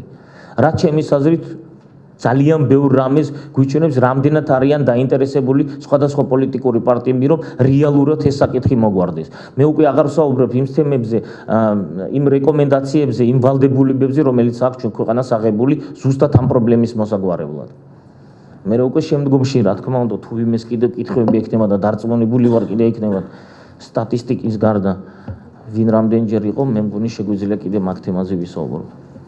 ძალიან დიდი მადლობა ბატონო ზაურ, ძალიან მნიშვნელოვან გამოწვევებზე გაამახვილეთ თქვენ ყურადღება. უბრალოდ სამწუხაროა, რომ წლების განმავლობაში ეს გამოწვევები კვლავ რჩება და არ გვინახავს ჯვარქმედითი ნაბიჯები გადადგმული მათი მოგვარების კუთხით. ასევე სამწუხაროა, რომ ამ არჩევნებში დაფიქსირდა რამდენიმე შემთხვევა სწორედ ეთნიკური უმცირესობებით დასახლებულ რეგიონებში. იმედი გვაქვს, რომ სახელმწიფო დროულად მოახდენს და ეფექტურად რეაგირებას და ასევე ყველაზე მთავარი რაც არის, გამომწვევ მიზეზებზე გამახვილდება მეტი ყურადღება და საომავლოდ განსახორციელებელ ღონისძიებებზე. დიდი მადლობა. ეხლა კი ჩვენი მომხსენებელი არის ბატონი ლევან ცუცქირიძე, ნიდერლანდების ინსტიტუტი მრავალპარტიული დემოკრატიისთვის ნიმდის წარმომადგენელი, რომელიც ზოგადად ისაუბრებს პოლიტიკურ კულტურაზე საქართველოში. დიდი მადლობა. დიდი მადლობა მოწვევისთვის, დიდი მადლობა სახალხო დამცველ სამის ორგანიზებისთვის. მოხარული ვარ ამ აუდიტორიასთან შეხვედრის და საუბრის. რა თქმა უნდა, დიდი ნაწილი ძალიან დიდი ხნის განმავლობაში ვსაუბრობთ იმ თემებზე, რომლებიც აქ ითქვა და აღინიშნა, ამიტომ მე შევეცდები რაღაცნაირად შეფასებები და დასკვნები შემოგთავაზოთ იმ პრობლემებთან დაკავშირებით, რომლებიც აქ დაისვა და ვინაიდან პოლიტიკურ კულტურასაც უნდა შევეხო, ანეკდოტსაც გეტყვით, ხო, პოლიტიკურ კულტურაზე თან ხშირია ხო, მაგრამ ნამდვილი ამბავია თან. ადრე რამდენიმე თქვენგანს მე მგონი მოუყევი უკვე ეს და მეტი აღარ მოუყვები, მაგრამ ძალიან საინტერესო პოლიტიკურ კულტურას უკავშირდება. ცოტა ხნის წინ იყო დებატები გაეროს უშიშროების საბჭოში, ვინ აიღებდა რომელი ქვეყნები იმ ადგილს, რომელიც როტაციით იცვლება ხოლმე. არსებობენ მუდმივი წევრები და არსებობენ წევრები, რომლებიც თუ მიიღებენ რაღაც ხმებს, მერე მოხვდებიან ხოლმე იქ და ორი კანდიდატი ქვეყანა იყო მრავალთა შორის, მათ შორის ჰოლანდია და იტალია და ამ ორმა ქვეყანამ მოახერხა ის, რომ მოილაპარაკეს რაღაცნაირად და თქვეს, რომ ეს გაეროს უშიშროების საბჭოს ვადა შუაზე გაეყოთ და ნახევარი ქონოდა ჰოლანდიას და ნახევარი ქონოდა იტალიას. მოკლედ ეს ამბები ქვეყნებში რომ გახმაურდა, ჰოლანდიელებმა თქვეს, რომ ვაშა რა მაგარია კონსენსუსს მივაღწია და იტალიელებმა თქვეს, რომ აუ ეს რა დაგვემართა კონსენსუსზე დაგვჭირდა შეთანხმებაო, მეტი სხვა ვერაფერს ვერ მივაღწიათ. ანუ რაღაცნაირად კონსენსუსზე ორიენტირებულ პოლიტიკურ კულტურასა და დომინაციაზე, აბსოლუტურ გამარჯვებაზე ორიენტირებულ კულტურას შორის ეს ძალიან კარგი მაგალითია განსხვავებით ჩვენ მოვდივართ ძალიან დომინაციაზე ორიენტირებული პოლიტიკური კულტურიდან, თუმცა იმედი მაქვს, რომ ის ტენდენცია, რომელიც არის ქვეყანაში იმისათვის, რომ მხარეები, პოლიტიკური ძალები იძულებულნი არიან, არა ის, რომ მათ ძალიან სურთ, მაგრამ იძულებულნი არიან, რომ ითანამშრომლონ პოლიტიკური თანაცხოვრება შექმნან და გარკვეულწილად რაღაც ცენტრალურ საკითხებზე ითანამშრომლონ, ეს პოლიტიკური კულტურა ამ არჩევნებზე და შემდგომშიც კიდევ უფრო ფესვს გაიდგამს და წაადგება ზოგადად იმ მნიშვნელოვან თემას და საკითხს, რომელსაც ჩვენ ვეხებით, იმიტომ რომ ისეთ ვითარებაში, როდესაც მხარეები არიან ორიენტირებული ურთიერთ პოლიტიკურ განადგურებაზე და აბსოლუტური გამარჯვების მიღწევებზე, ისეთი ძალიან მნიშვნელოვანი თემები, რომლებზეც ჩვენ საუბრობთ, კერძოდ უმცირესობების მონაწილეობა პოლიტიკურ ცხოვრებაში, ქალთა მონაწილეობა პოლიტიკურ ცხოვრებაში, თანასწორობა, თუნდაც პროგრამული საკითხები, რომლებიც სიმართლე უნდა თქვა, რომ როდესაც ჩვენ ვსაუბრობთ სხვადასხვა ტიპის თანამონაწილეობაზე, სხვადასხვა ჯგუფების თანამონაწილეობაზე პოლიტიკურ ცხოვრებაში, მათი მხოლოდ იზოლაციაში განხილვა ძალიან ხშირად არ არის ხოლმე პასუხი, იმიტომ რომ რა თქმა უნდა თანამონაწილეობა უკავშირდება ეკონომიკურ განვითარებას, სოციალურ განვითარებას და ის მრავალი პრობლემა, რომელიც ძალიან ხშირად ეროვნულ უმცირესობებს, ქალებსაც მათ შორის ეკონომიკური უთანასწორობის და შემდეგ მძიმე დაწევს, რა თქმა უნდა, ასე უკავშირდება იმ ზოგად თემებს, რომლებიც ქვეყანაში არსებობს. ამიტომ მე ოპტიმიზმით ვარ განწყობილი ამ ეტაპზე იმ ხრივ, რომ რაღაც აი ამ ერთი კულტური და რომელიც ალბათ რაღაც სტალინური კომუნისტური დომინანტური კულტურის გადმონაშთია და გრძელდება შემდგომ აი ამ არეულ ქვეყანაში, მაგრამ თითქოს ახალ ფესვებს იძეს განვითარდება, ეს ერთგვარად დროთა განმავლობაში შეუწყობს ხელს იმას, რომ ჩვენ შეგვეძლება უფრო წარმატებით ვისაუბროთ და ვესაუბროთ პოლიტიკურ პარტიებს წარმომადგენლობითობის და თანამონაწილეობის საკითხებზე. აქვე ძალიან მნიშვნელოვანი საკითხია პოლარიზაციის საკითხი, პოლარიზაციის როგორც საარჩევნო სტრატეგიის საკითხი, იმიტომ რომ ძალზე ხშირად პოლარიზებულ გარემოში კიდევ ერთხელ ისევ როგორც დომინანტობაზე აწყობილ კონკურენციაში ძალიან მნიშვნელოვანი თემები იკარგება ხოლმე, აღარ რჩება სივრცე იმისათვის, რომ ჩვენ შევეცადოთ და სხვა ძალიან მნიშვნელოვან თემებზე მოვახდინოთ აქცენტირება. ჩემი განწყობა და ჩემი პირადი შეფასება ამ შემთხვევაში ამ გარემოში არის ის, რომ ეს არ არის ამრჩევლის განწყობა, ეს უფრო მრავალფეროვნად ხედავს პოლიტიკურ სპექტრს და ხედავს უფრო მეტარჩევანს, ვიდრე ეს შესაძლოა იყოს, თქვათ, ამა თუ იმ პოლიტიკური ძალის წინასაარჩევნო სტრატეგიაში ან გეგმაში, მაგრამ ნახოთ, რა თქმა უნდა, ყველაფერი წინ არის და ძალიან პოზიტიური ამარჩევნების ის არის, რომ ჩვენ არ ვიცით, ვინ არის გამარჯვებული 8 ოქტომბერს და ამას გავიგებთ 8 ოქტომბრის მერე ძალიან მალე იმედი მაქვს ასევე წინასწარ შედეგებს საარჩევნო კომისიიდან. რაც შეეხება თვითონ ჩართულობას, აქ მე მინდა ძალიან პირდაპირ თქვა, რომ პოლიტიკური პარტიების დიდმა ნაწილმა, პოლიტიკურმა კლასმა, პოლიტიკურმა ელიტამ ამ თემაზე იმედი გაგვიცრუა ყველას მათ, ვინც მუშაობდით ძალიან დიდი ხნის განმავლობაში გენდერული თანასწორობის მისაღწევად, ეროვნული უმცირესობების პოლიტიკაში მეტი წარმომადგენლობის მისაღწევად. ძალიან სამწუხარო არის ის მდგომარეობა, რომელიც ჩვენ დღეს გვაქვს. წლების განმავლობაში ამას ჩაიდო საკმაოდ ინვესტიცია, ჩაიდო ძალიან ბევრი რესურსი, პოლიტიკურ პარტიებს მიეცა ძალიან ბევრი ნდობა, ავანსი და ყველანაირი მხარდაჭერა, რომელსაც ისინი ითხოვდნენ. საბოლოო ჯამში სამოქალაქო საზოგადოებამ და სხვებმაც მისცეს კარტ-ბლანში პოლიტიკურ პარტიებს, როდესაც ისინი ამბობდნენ, რომ იცით რა, მოდით არ არის საჭირო კვოტები, არ არის საჭირო იძულება, ეს პრობლემა არც ისე მწვავეა, როგორც ამას წარმოადგენენ არასამთავრობო ორგანიზაციები, ქალთა ორგანიზაციები და სინამდვილეში ამ პრობლემას ჩვენ თვითონ უფრო გადავჭრით და სამწუხაროდ აი ამ ვითარებაში ჩვენ დავდექით იმ ვართ იმ მდგომარეობაში, რომელშიც ვართ, როდესაც ვხედავთ, რომ არსებობს რეალური რისკი და საფრთხე იმის, რომ ქალთა მონაწილეობა არათუ მნიშვნელოვნად გაიზრდება და ეს ჩემი აზრით იქნებოდა და ეს პირდაპირაც უთხარი საკომიტეტო განხილვებზეც პარლამენტში მაშინ იმ ხალხს, ვინც ამ საკითხებს კურირებდა, რომ იქნებოდა მათთვის ერთ-ერთი საამაყო გადაწყვეტილება, რომელიც მიიღო ამ პარლამენტმა, სამწუხაროდ არ მოხდა და დღეს შეიძლება ოქტომბრის მერე მივიღოთ ვითარება, როდესაც პირიქით კიდევ უფრო უკან დავიხევთ რეიტინგებში და რა თქმა უნდა რეიტინგი არ არის მთავარი, აქ მთავარი საკითხი არის ის, რომ ყველა ჯგუფს უნდა კონდეს და ყველა თანაბარი წარმომადგენლობა და მონაწილეობა პოლიტიკურ ცხოვრებაში. აქვე მინდა აღვნიშნო ისიც, რომ რა თქმა უნდა ის, რომ პოლიტიკურმა პარტიებმა არ შეასრულეს დანაპირები ამ ხრივ არ არის დიდი მოულოდნელობა, მაგრამ მეორე მხრივ მე ვფიქრობ ეს საჭიროებს, ეს ითხოვს და დღის წესრიგში აყენებს იმ საკითხს, რომ ჩვენ გადავაფასოთ ასევე ჩვენი მიდგომები და ამაზე დასასრულს კიდევ რამდენიმე სიტყვას ვიტყვი, მაგრამ ახლა სხვა თემაზე გადავალ. ჩვენ ახლა ძირითადად რაზეც ვსაუბრობთ, ვთქვათ, დემოკრატიზაციის პროცესის, დემოკრატიზაციის გატოლების მიწოდების მხარეზე, როდესაც ვთქვათ, პოლიტიკური პარტიები რაღაცას აკეთებენ. მაგრამ არანაკლებ სერიოზული პრობლემები დგას მოთხოვნის მხარესაც, ადგილობრივი შესაძლებლობების მხარეს, ხა ჩვენ აი ზაურმა ახსენა ჩვენ ერთ-ერთი პროექტი, რომელსაც ეროვნული უმცირესობების პოლიტიკაში მონაწილეობის მხრივ ვანხორციელებდით საქართველოში და გვაქვს კიდევ ამის გაგრძელების გეგმები.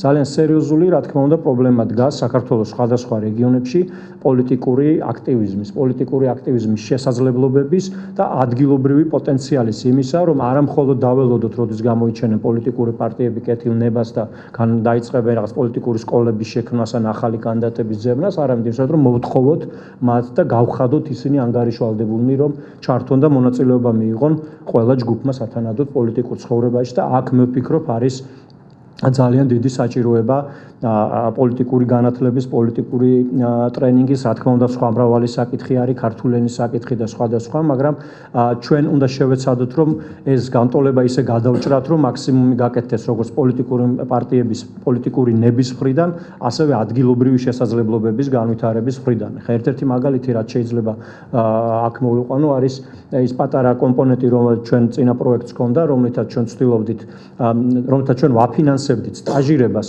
ეროვნული უმცირესობის წარმომადგენლებისთვის პოლიტიკური პარტიებში, მთავარ ოფისებში, ან ქუთაისში, ან თბილისის ოფისში შეეძლოთ მათ, რომ გაევლოთ სტაჟირება. რა თქმა უნდა, ხარჯები ყველაფერი იყო ამ შემთხვევაში დაფარული და მხარდაჭერილი ჩვენი მხრიდან. ძალიან ცოტა ადამიანი აღმოჩნდა, რომელსაც სურდა, რომ ამაში მონაწილეობა მიიღო. ეს რა თქმა უნდა, ერთის მხრივ არის პოლიტიკური პარტიების იმიჯის და პოლიტიკის იმიჯის ძალიან დიდი პრობლემა საქართველოში თავისთავად, მაგრამ თქვათ უკეთესი იქნება თუ კი მეც და ამ შემთხვევაში მე ჩემ ორგანიზაციაზე და ჩვენი ტიპის საქმიანობას ვლაპარაკობ, მეც გავაკეთებთ იმისათვის, რომ მეტ ადამიანს შეეძლოს და უნდოდეს პოლიტიკურ ცხოვრებაში უფრო სრულფასოვანი მონაწილეობის მიღება და ძალიან ხშირად მე მგონია, რომ ჩვენ და სწორიც არის, რომ ასე ვაკეთებთ, რომ პოლიტიკურ პარტიებს ვეუბნებით, რა უნდა გააკეთონ და მართალია აბსოლუტურად, ანგარიშვალდებულების დიდი წილი მათზეა. გადასახადებიდან ხელფასს ისინი იღებენ და ძალაუფლებას ისინი ფლობენ, მაგრამ ჩვენ მეორე მხარეც უნდა გავაწონასწოროთ და გავაძლიეროთ იმისთვის, რომ ეს უფრო ადვილად გამოვიდეს. ძალიან ხوار გადავაცილე. ხო, ამიტომ ამაზე მინდოდა უბრალოდ ყურადღების მიქცევა, ასევე შეიძლება ითქვას დებატებისთვის. ნუ პოლიტიკურ პარტიებს რაც შეეხებათ, აქ ყველა დონეზე გვაქვს პრობლემები. რა თქმა უნდა, საარჩევნო დონეზე ითქვა, რომ არის სერიოზული საკითხი კანდიდატების დაყენების და ამ შემდეგ, მაგრამ რა თქმა უნდა, ცალკე პრობლემა არის ორგანიზაციული შესაძლებლობები პოლიტიკური პარტიების, შიდა დემოკრატიის პრაქტიკული არარსებობა, თუ კი მთელ სპექტრზე ვისაუბრებთ პოლიტიკური პარტიების, ნუ რამდენიმე პატარა პარტიის გამონაკლისს თუ არ ჩავთვლით, არც ერთ პარტიას არ გააჩნია ჯანსაღი შიდა პროცესები, რომელიც არის საფუძველთა საფუძველი იმისათვის, რომ არსებობდეს თანამონაწილეობა სხვადასხვა ჯგუფების და ეს პარტიები იყოს არა ზევიდან ქვემოთ დაკიდული საარჩევნო ორგანიზაციები, არამედ ქვევიდან ზევით ამოზრდილი საარჩევნო პროცესები და ეს მე ვფიქრობ ამ საკითხს ბევრი მრავალმხრივი მიდგომა ჭირდება, დამოკიდებულია პოლიტიკურ კულტურაზე, საზოგადოებრივი ცნობიერების საკითხზე, მაგრამ ასევე მე ვფიქრობ არსებობს მთელი რიგი წახალისების მექანიზმები, რომლებიც შეიძლება გამოვიყენოთ და უნდა გამოვიყენოთ იმისათვის, რომ პოლიტიკური პარტიები არ დარჩენ ვიღაცეების საარჩევნო მანქანებად თუ გასართობად. ძალიან ხშირად სამწუხაროდ მე მრჩება შთაბეჭდილება, რომ ისეთი თემები, როგორიც არის მაგალითად უმცირესობების მონაწილეობა პოლიტიკაში, გენდერული თანასწორობა, ის საკითხი პოლიტიკაში და ეს თემები ერთგვარი ხარკის გადახდასავით არის ბევრი პოლიტიკური პარტიისათვის. ხო, საერთაშორისო თანამეგობრობისთვის, მოდით ასე ვთქვათ, რომ ნუ აი ხან ნიმდირობოვანი იკითხავს ან რომელიმე საერთაშორისო ორგანიზაციანი ასოცირების დღის წესრიგში. ანუ ეს უნდა შეიცვალოს, იმიტომ რომ მე ვფიქრობ, ეს რა თქმა უნდა ძირეულად უკავშირდება ჩვენ ფუნდამენტურ ინტერესებს, იმიტომ რომ დემოკრატია თანამონაწილეობის და წარმომადგენლობითობის გარეშე არ არსებობს, ვერ იარსებებს. მაგრამ მე ვფიქრობ, ჩვენ უფრო პოლიტიკურები უნდა გავხდეთ ამ მიმართულებით და არ დავხუჭოთ თვალი იმაზე, რომ პოლიტიკური პარტიები აი ამით ცდილობენ რაღაცნაირად დამატებითი ქულა ჩაიწერონ წინა არჩევნოთ და აქ იყო საუბარი იმაზე, რომ არჩევნების მერე რაღაცეები უფრო ნათლად გამოჩნდება და არჩევნები, მე ვფიქრობ, რომ ცოტა უფრო გაბედულებიც უნდა გავხდეთ ყველანი და რაღაცეები, რაც არის გამოსაჩენი არჩევნებამდე უნდა გამოჩნდეს და არჩევნებამდე უნდა ვისაუბროთ ამაზე, იმიტომ რომ არჩევნების მერე მე დარწმუნებული ვარ, ყველა პოლიტიკური პარტია იტყვის, რომ ჩვენ აუცილებლად ამ 4 წლის განმავლობაში ამაზე ახლა უკვე ნამდვილად სერიოზულად ვიმუშავებთ. ამიტომ მე მგონია, რომ ის საკითხი, რომ პოლიტიკური პარტიები არ თავენ ქალებს სათანადო დონით პოლიტიკურ ცხოვრებაში, არ არიან გახსნილები თანამონაწილეობისთვის, მათ შორის ეროვნული უმცირესობების მიმართ, მათთვის ამას თუ არა აქვს პოლიტიკური ფასი, დანარჩენს აზრი ეკარგება დიდწილად. ამიტომ და აქ რა თქმა უნდა ძალიან დიდი მნიშვნელობა აქვს ქალთა მოძრაობის აქტიურობას, მათ შესაძლებლობებს, ქალთა სოლიდარობის საკითხს, საერთაშორისო თანამეგობრობის როლსაც და ასე, მაგრამ მე უბრალოდ ვფიქრობ და ეს ჩემი აზრი არის ამ შემთხვევაში ჩვენ უნდა გავხდეთ ის ორგანიზაციები, რომლებიც მუშაობთ პოლიტიკური განვითარების საკითხებზე ამ საქართველოში, კიდევ უფრო მეტად პოლიტიკურები უნდა გავხდეთ. თუ კი გვინდა რომ შედეგები დადგეს არა 30 და 40 წლის მერე, როგორც ეს არის იმ გათვლებით, რომლებიც EUTOS და სხვა ორგანიზაციებს აქვთ, რომ თუ ამათ მიუშვებთ თავის ნებაზე, მაშინ ეგრე მოხდება. თუ გვინდა რომ უფრო სწრაფად შეიცვალოს რაღაცები, კიდევ უფრო აქტიურად უნდა ვიმოქმედოთ იმისათვის, რომ პარტიებმა, პოლიტიკოსებმა იგრძნონ ანგარიშვალდებულება იმ სიტყვების არ შესრულებაზე, რომელსაც ისინი წლების განმავლობაში იძლევიან ხოლმე. Ну, რაც შეეხება და ბოლოს და ამით დავასრულებ, მე ვფიქრობ ძალიან მნიშვნელოვანი საკითხი არის საარჩევნო სისტემის საკითხი, იმიტომ რომ ეს ნებისმიერ სისტემაში მე ჯერა რომ ამ სისტემაში შესაძლებელი იქნებოდა რა თქმა უნდა უკეთესი წარმომადგენლობითობის მიღწევა, ეს არ არის იმდენად პრობლემა, მე ვფიქრობ რომ სისტემა რა თქმა უნდა დიდ გავლენას ახდენს იმაზე თუ როგორ ამდენად უადვილდებათ პარტიებს მეინსტრიმინგი ქალთა და სხვადასხვა ჯგუფების პოლიტიკურ ცხოვრებაში, მაგრამ ერთ-ერთი სერიოზული საკითხი არის არჩევნების ღირებულება და ფასი საქართველოში. მე ვფიქრობ ის საკითხი რომ ძირითადი ფული რაც კი პარტიებს გააჩნიათ იხარჯება მხოლოდ წინა საარჩევნო და ძირითადად მხოლოდ ტელერეკლამაზე, ხელს უშლის სწორედ იმას რომ პარტიებმა მოახერხონ და სწორი პროცესები გაუშვან მუშაობაში არჩევნებს შორის პერიოდში. სანამ ჩვენ არ გვექნება პოლიტიკური პარტიები, რომლებიც აქტიურნი არიან, რა თქმა უნდა არჩევნებზე ყველა უფრო აქტიურია ვიდრე არასარჩევნო პერიოდში, მაგრამ არჩევნებს შორის პერიოდში და ესაუბრებიან ხალხს და მათთან უფრო აქტიურად მუშაობენ და ამ პასუხსაც აგებენ თავის მიერ გაცემულ პირობებზე, მანამდე რა თქმა უნდა ძალიან რთული იქნება ამ ყველაფრის გაკეთება. დასასრულს ვფიქრობ, რომ ჩვენ თვითონ ჩვენი ორგანიზაცია ვიფიქრებთ ბევრს იმაზე თუ როგორ გადავხედოთ ჩვენს მიდგომებს. მე დარწმუნებული ვარ, რომ საჭიროება არსებობს იმისა, რომ ეს იყოს არა მხოლოდ საჩუქარი იმისთვის, რომ ვიღაცას რაღაც გაკეთება უნდა, არამედ უფრო მეტი პირობითობა იყოს იმ მხარდაჭერაში, რომელსაც საერთაშორისო ორგანიზაციები და სხვა არასამთავრობო ორგანიზაციები, თუნდაც ამა თუ იმ პოლიტიკური პარტიების მეტ ლეგიტიმაციაში იღებენ იმისათვის, რომ მონაწილეობენ სხვადასხვა ფორმატებში. მე ვფიქრობ, ეს საკითხი უფრო მეტი პირობითობა, უფრო მეტი ანგარიშვალდებულება, უფრო მეტი პასუხისმგებლობა პოლიტიკური პარტიების მხრიდან იმ მხარდაჭერის, იმ თანამშრომლობის და იმ ტრიბუნისათვის, რომელსაც ისინი ყოველთვის ყველა დონეზე იღებენ, უნდა იყოს უფრო მეტი და აი ამით დავასრულებ, რომ მეტი პოლიტიკური აქტივობა ამ მიმართულებით, არა პარტიული რა თქმა უნდა, მაგრამ უფრო მეტი პოლიტიკური მიზანსწრაფულობა არის იმისათვის საჭირო, რომ ეს სიტუაცია შეიცვალოს. დიდი მადლობა. დიდი მადლობა ბატონო ლევან, როგორც ყოველთვის ძალიან საინტერესო მოხსენება იყო და მე მგონი ძალიან კარგია რომ ესე გადავაწყოთ დღის წესრიგი, იმიტომ რომ ყველა იმ დასმულ პრობლემასთან დაკავშირებით თქვენი შეფასებები იყო ძალიან საინტერესო და ესე ვთქვათ დასკვნითი მოხსენება გამოვიდა ძალიან საინტერესო, რომელმაც ალბათ ბევრი მიმართულებით უნდა დაგვაფიქროს.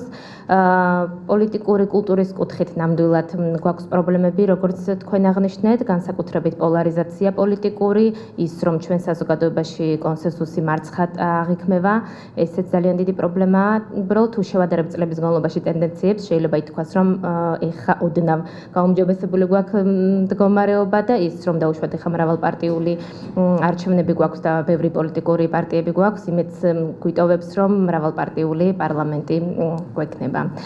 დიდი მადლობა.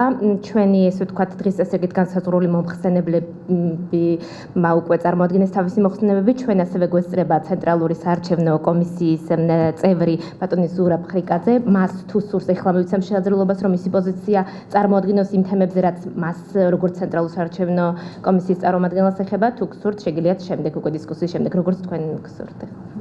ეხლა გეტყვით რამდენიმე.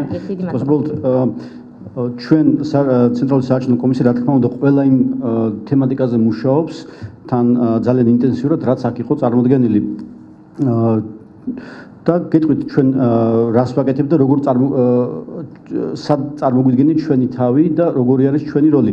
ჩვენ თავს ასე ვთქვათ მივიჩნევთ როგორც სერვისის მიმწოდებლად, დემოკრატიის სერვისის მიმწოდებლად ამომრჩევლებისათვის და ის ამომრჩევლები, რომლებიც რაიმე ნიშნით არიან დისკრიმინირებულნი, მაგალითად ქალები და აი ძალიან კარგად დახატა სურათი როგორი არის ეს დისკრიმინაციის ეს ხასიათი ან თუნდაც შეზღუდული შესაძლებლობის პირები რომელთაც არ ეძლებათ ხშირად საშუალება რომ დამოუკიდებლად გააკეთონ მიიღონ ეს ჩვენი სერვისი ან ეროვნული უმცირესობების წარმომადგენლები რას ვაკეთებთ ჩვენ ამ შემთხვევაში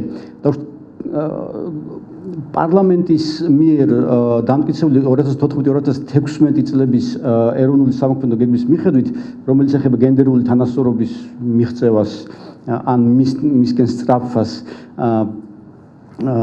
CESCOM მოიაზრება როგორც ერთ-ერთი პასუხისმგებელი ასე ვთქვათ ორგანო, რომელმაც პოლიტიკური წარმომადგენლობა ქალებისა უნდა ასე ვთქვათ უზრუნველყოს ან უნდა შეუწყოს ხელი.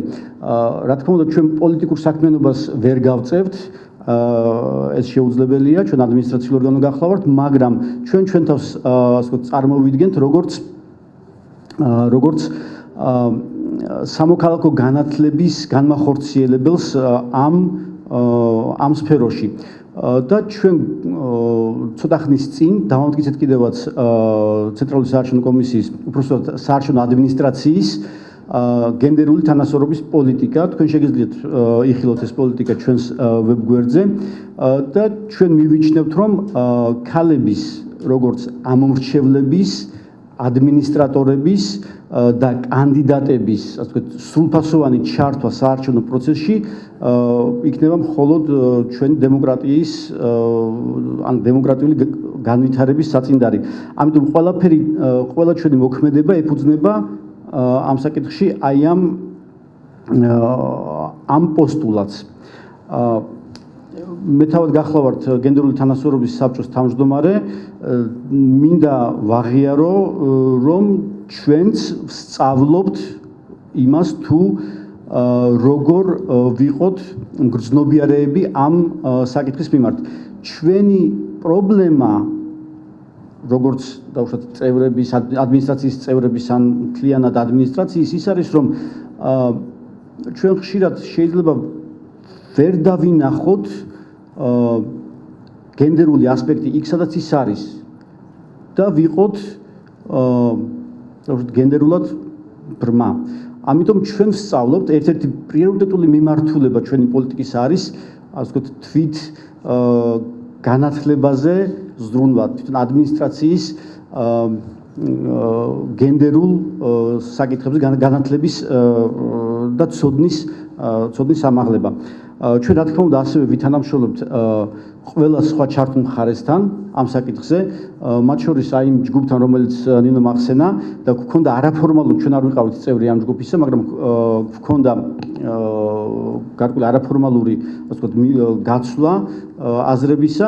ჩვენ მზადა ვართ ჩავერთოთ თუნდაც არაფორმალურად, თუნდაც ფორმალურად გენდერული კვოტების შესახებ ჩვენ როგორც ადმინისტრაციას არ გვაქვს და არ შეიძლება გქონდეს რაიმე აზრი ჩამოყალიბებული, მაგრამ წევრებს რა თქმა უნდა აქვთ თავისი პოზიციები და ამას გარდა ჩვენთან არის საკმაოდ დიდი ცოდნა და გამოცდილება საერთაშორისო გამოცდილება იმ სისტემების შესახებ, რომლებიც იყენებენ გენდერულ კვოტირებას. სხვადასხვა სახისას, იმიტომ რომ მაშინ საუბარი იყო ერთი სახის კვოტირებაზე, თუმცა ჩემი აზრით არ უნდა შემოიფარგლებოდეს ამას არა როგორც ადმინისტრატორი, არამედ როგორც კერძოფერი გეუბნებით, არ უნდა შემოიფარგლებოდეს ის სამუშაო ჯგუფი მხოლოდ ერთი სახის კვოტირების განხილვით. მოკლედ გვიგულეთ თქვენს სამსახურში. რაც შეეხება ეთნიკური უმცირესობების ჩართულობას, ჩვენთან არსებობს ასევე ეთნიკური საკითხებზე მომუშავე სამ ჯგუფი, მე გახლავართ ამ ჯგუფის ერთ-ერთი წევრი და ხშირად ვმასპინძლობთ ხოლმე ზაურს და სხვა კოლეგებს აქ მეგობრებს ზაურმა უკვე ახსნა რომ რეკომენდაციებს გვიწევს ეს გვიწევენ ამ ჯგუფში გაერთიანებული არასამთავრობო ორგანიზაციები და ჩვენ შეძლებს დაგვარად ვიღებთ ამ რეკომენდაციებს და განვახორციელებთ ამჟამად მოდით ვიყოთ ასე ვთქვათ გულახდილები როდესაც საუბრობთ ეთნიკურ უმცირესობებზე ან ეროვნულ უმცირესობებზე ჩვენ რასაც ვაკეთებთ ეს არის მხოლოდ დიდი ენობრივი უმცირესობების საკითხების ასე ვთქვათ მოგვარება ეს არის აზერბაიჯანულ ენოვანი თემის იმიტომ რომ ჩემი აზრით ზაურს საერთოდ არ ჭირდება რაიმე დახმარება ხო არაფერი საინტეგრაციო მას არა ასევე არნოს ვერ ხედავ აქ იყო რომლებიც არიან ამ ჯგუფის წევრები მაგრამ ჩვენ ვმუშაობთ ორ დიდ ენობრივ უმცირესობასთან ენობრივი უმცირესობის თემთან ეს არის სომხურენოვანი და აზერბაიჯანულენოვანი ჩვენი ყველა სერვისი აბსოლუტურად რომელიც კი გაგვაჩნია არის ამ ორ ენაზეც სწავლებაც რეგისტრაციის დაუშვათ ყველა შეუძლია ყველა ამორჩეულს შეუძლია თავი იპოვოს სიაში თავის მშობლიურ ენაზე ყველა სერვისი რომელსაც ჩვენ ვახორციელებთ მათ შორის არჩევანის განხორციელებაც შეიძლება ასე ვთქვათ ისინი იღებენ ბიულეტენებს ქართულ სომხურ ქართულ აზერბაიჯანულ და 4 უბანზე ქართულ სომხურ აზერბაიჯანულ ენებზე იღებენ ბიულეტენებს ამიტომ ჩვენ აი ეს არის ჩვენი შეზღუდვის ასე ვთქვათ არეალი დანარჩენი რა თქმა უნდა იმ ჯგუფში რომელიც მუშაობს ცესკოსთან არიან სხვა ეთნიკური უმცირესობების წარმომადგენლები მაგრამ სამწუხაროდ რადგანაც ისინი გაფანტულნი არიან მთელ ტერიტორიაზე ჩვენ ასეთ წერტილოვან ასე ვთქვათ მომსახურებას ჯერჯერობით ალბათ იმ ბიუჯეტის ფარგლებში რომელიც სახელმწიფოს აქვს ალბათ ვერ გავწევთ და ბოლოს შეზღუდული შესაძლებლობების პირებთან დაკავშირებით ცესკო აქაც მუშაობს აქაც ამ თემასთან დაკავშირებითაც არის შექმნილი სამუშაო ჯგუფი და ის სერვისები რომლებიც წეგან ჩამოვთვალე ეხება ამ პირებსაც თუმცა რამდენიმე ტექნიკური საკითხი რომელიც ბატონმა კვავამ ახსნა წეგან მინდა რომ დავაზუსტო ცესკო არ აკეთებს კანონმდებლობით ადაპტაციას რადგან უბნები ანუ ის შენობა ნაგებობები არ ეკუთვნის ცესკოს და ეს არის სხვა უწყებების საკუთრება მაგრამ ის რასაც ცესკო აკეთებს და ბატონო კვავა ახსნა კიდევაც 96 წლების ეროვნული სამოქმედო გეგმა ჩვენ გახლავართ კოორდინატორები სხვადასხვა უწყებებს შორის რომლებიც მათ შორის არიან ინფრასტრუქტურის სამინისტრო განათლების სამინისტრო მერია და მჭიდროდ თანამშრომლობთ ადგილობრივი თვითმმართველობის ორგანოებთან რომლებიც არიან პასუხისმგებელი და უფლებამოსილნი კანონმდებლობით რომ მოახდინონ ადაპტაცია გარდა ამისა საკუთრივ უბანზე ნათქვამი იყო რომ არ არსებობს რაიმე სტანდარტი უნდა გამოიყენოს იყოს გამოყენებული ფორმაჩარჩო ან ლინზა და ასე შემდეგ ჩვენ 3634-ვე უბანზე გვაქვს ერთიც და მეორეც უბრალოდ ისინი განკუთვნილი არის სხვადასხვა ასე ვთქვათ ხარისხის თუ სხვადასხვა სახის შეზღუდულ შესაძლებლობების პირებისათვის. ამიტომ ეს ორი ტექნიკური დაზუსტება მინდოდა. ეს ჩართულობა და ხელმისაწვდომობა არის საზიარო პასუხისმგებლობა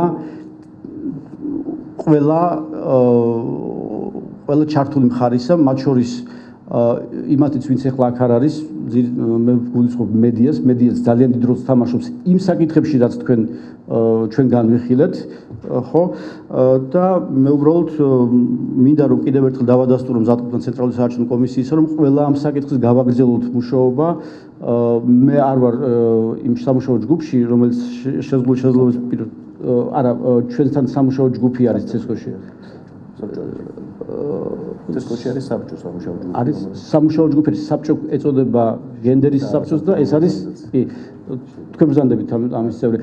გიწევთ და ასე რომ შეგიძლიათ მიიღოთ მონაწილეობა ამ სამუშაო ჯგუფის შეხვედრებში და უფრო მეტი კოორდინაცია გვექნება კიდევაც. ასე რომ ეს არის სულ ყველაფერი, რაც მინდოდა მეთქვა ჯერჯერობით, შემიძლია ვუპასუხო შეკითხვებს. დიდი მადლობა ბატონო ზურაბ, თქვენი მიერ მოწოდებული ინფორმაციისთვის, ასევე მადლობა რომ ხართ ღია თანამშრომლობისთვის.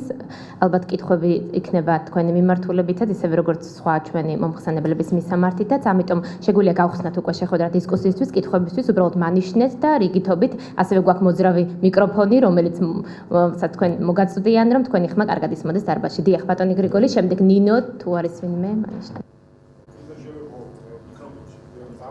მიკროფონში თუ შეიძლება არის მის და მაქსიმუმ 2 წუთი აქვს ყველა დარბაზიდან ჩამთულ პირს. დიახ. იქნებ ვიმყოფინოთ, დიახ.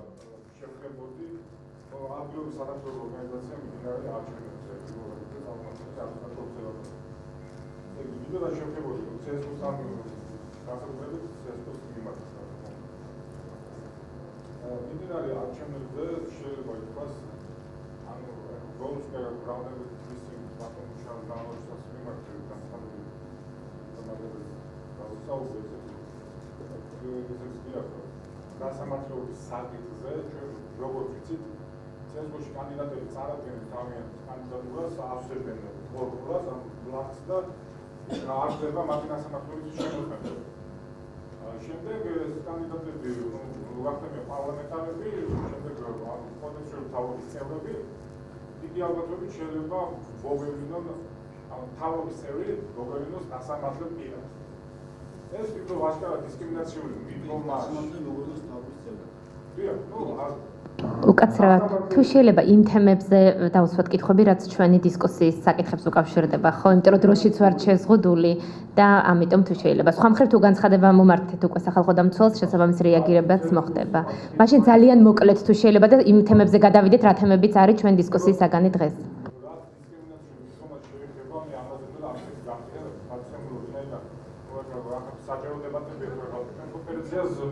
ჩავატარებ და გადაჭრილ დაიწერება იქ მომდევნო კვირას ვარ დისკუსია თუ არის მეთოდა ის საგანი დამთავრება. ესე იგი, როდესაც იგივე მოქალაქე იწყებს საჯარო სამსახურში თუნდაც ცესკოში მუშაობას, თუნდაც ცესკოში პარტიოთავებად, მას ამოწმებს ნასამართლებლო თუ ის ნასამართლები არ გახერხლებული არა და ნასამართლებლო ხონია, ბოქსი არა გასავსე, მას არ მიიღებს სამსახურში. ესევია ნებისმიერ საჯაროებაში. ამ დროს პარლამენტარი შეიძლება მოგვევლინოს და ამის მასტიმულირება შეიძლება ცესკო აღმოჩნდება ამ შემთხვევაში, რომელიც ნასამართლებლობაზე არ ამოწმებს პირებს, რომელიც შეიძლება პოტენციური პარლამენტარი გახდეს, მაღალი რანგის საკანონმდებლო ორგანოს წარმომადგენელი გახდეს, რომელიც შემდეგ პოტენციურად შეიძლება გახდეს მთავრობის წევრი. მთავრობის წევრი და პარლამენტარი შეიძლება ნასამართლებელი იყოს, ანუ კიდევ ბაკონკრეტებით ნასამართლობის მქონე და არ მოხსნი, ანუ არ გაქართლებული იყოს ნასამართლებლობა და ამავე დროს ეხლა შეიძლება მთავრობის წევრიც არ მოჩნდეს და რიგითი მოქალაქეები აქ გვაქვს ჩვენ დისკრიმინაციას და ფაქტობრივად ვაწმებთ დისკრიმინაციას, როდესაც რიგითი მოქალაქეები ბატონო გრიგოლ, გავიგეთ პრობლემა და გიპასუხებთ ცესკო, იქნებ სხვა თემაზე გადავიდეთ, ეხლა კიდე სხვა კითხვებიც გაქვთ და გავიგეთ ეს პრობლემა. არჩევნებში და ამარჩევნებს მომიწევს ევრომისიის რეგიონში დაქტურება წინ არჩევნებში უშუალოდ არჩევნებში უბრალოდ ზუსტად წავად პრობლემას რომ ცესკოს წევრები და თავმჯდომარე აზერბაიჯანის მცოდნე არ იცოდა ქართული არ წერა იცის და ეს ფაქტურად ის ხდება, შემდეგ ის ხდება რომელიმე პარტიის დაუშვათ წევრი თუ აქტიური წევრი როში ატყობოს სუსტია, მანიპულირების სახით. ეს იყო ესეთი პრობლემები. ელუციასორი და ფიქრობ ეხლა ეხლა როდესაც ცესკოს ამხელა რესურსები აქვს, ეხლა მაგალითად 2-3 თვის ბიჭურზე კი არ უნდა იფიქროს ამაზე, უფრო ადრე უნდა დაიწყოს და რამდენიმე თვის ცესკომ აღიარა, რომ ესე იგი განიცდის კვალიფიციურ კადრების დაკლებობას.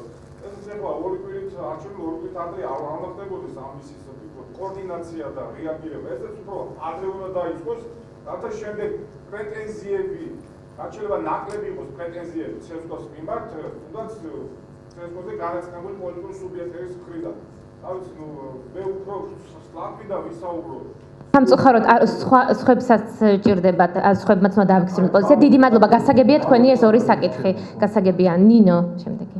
და თუ ვინმეს კიდევ გსურთ მანიშნეთ, აი დიახ თქვენ. მადლობა, ნინო ჯანაშია, ბრიჯ ინოვაცია და განვითარების პროგრამის მენეჯერი და ქალთა პოლიტიკური მონაწილეობის სამუშაო ჯგუფის წევრი.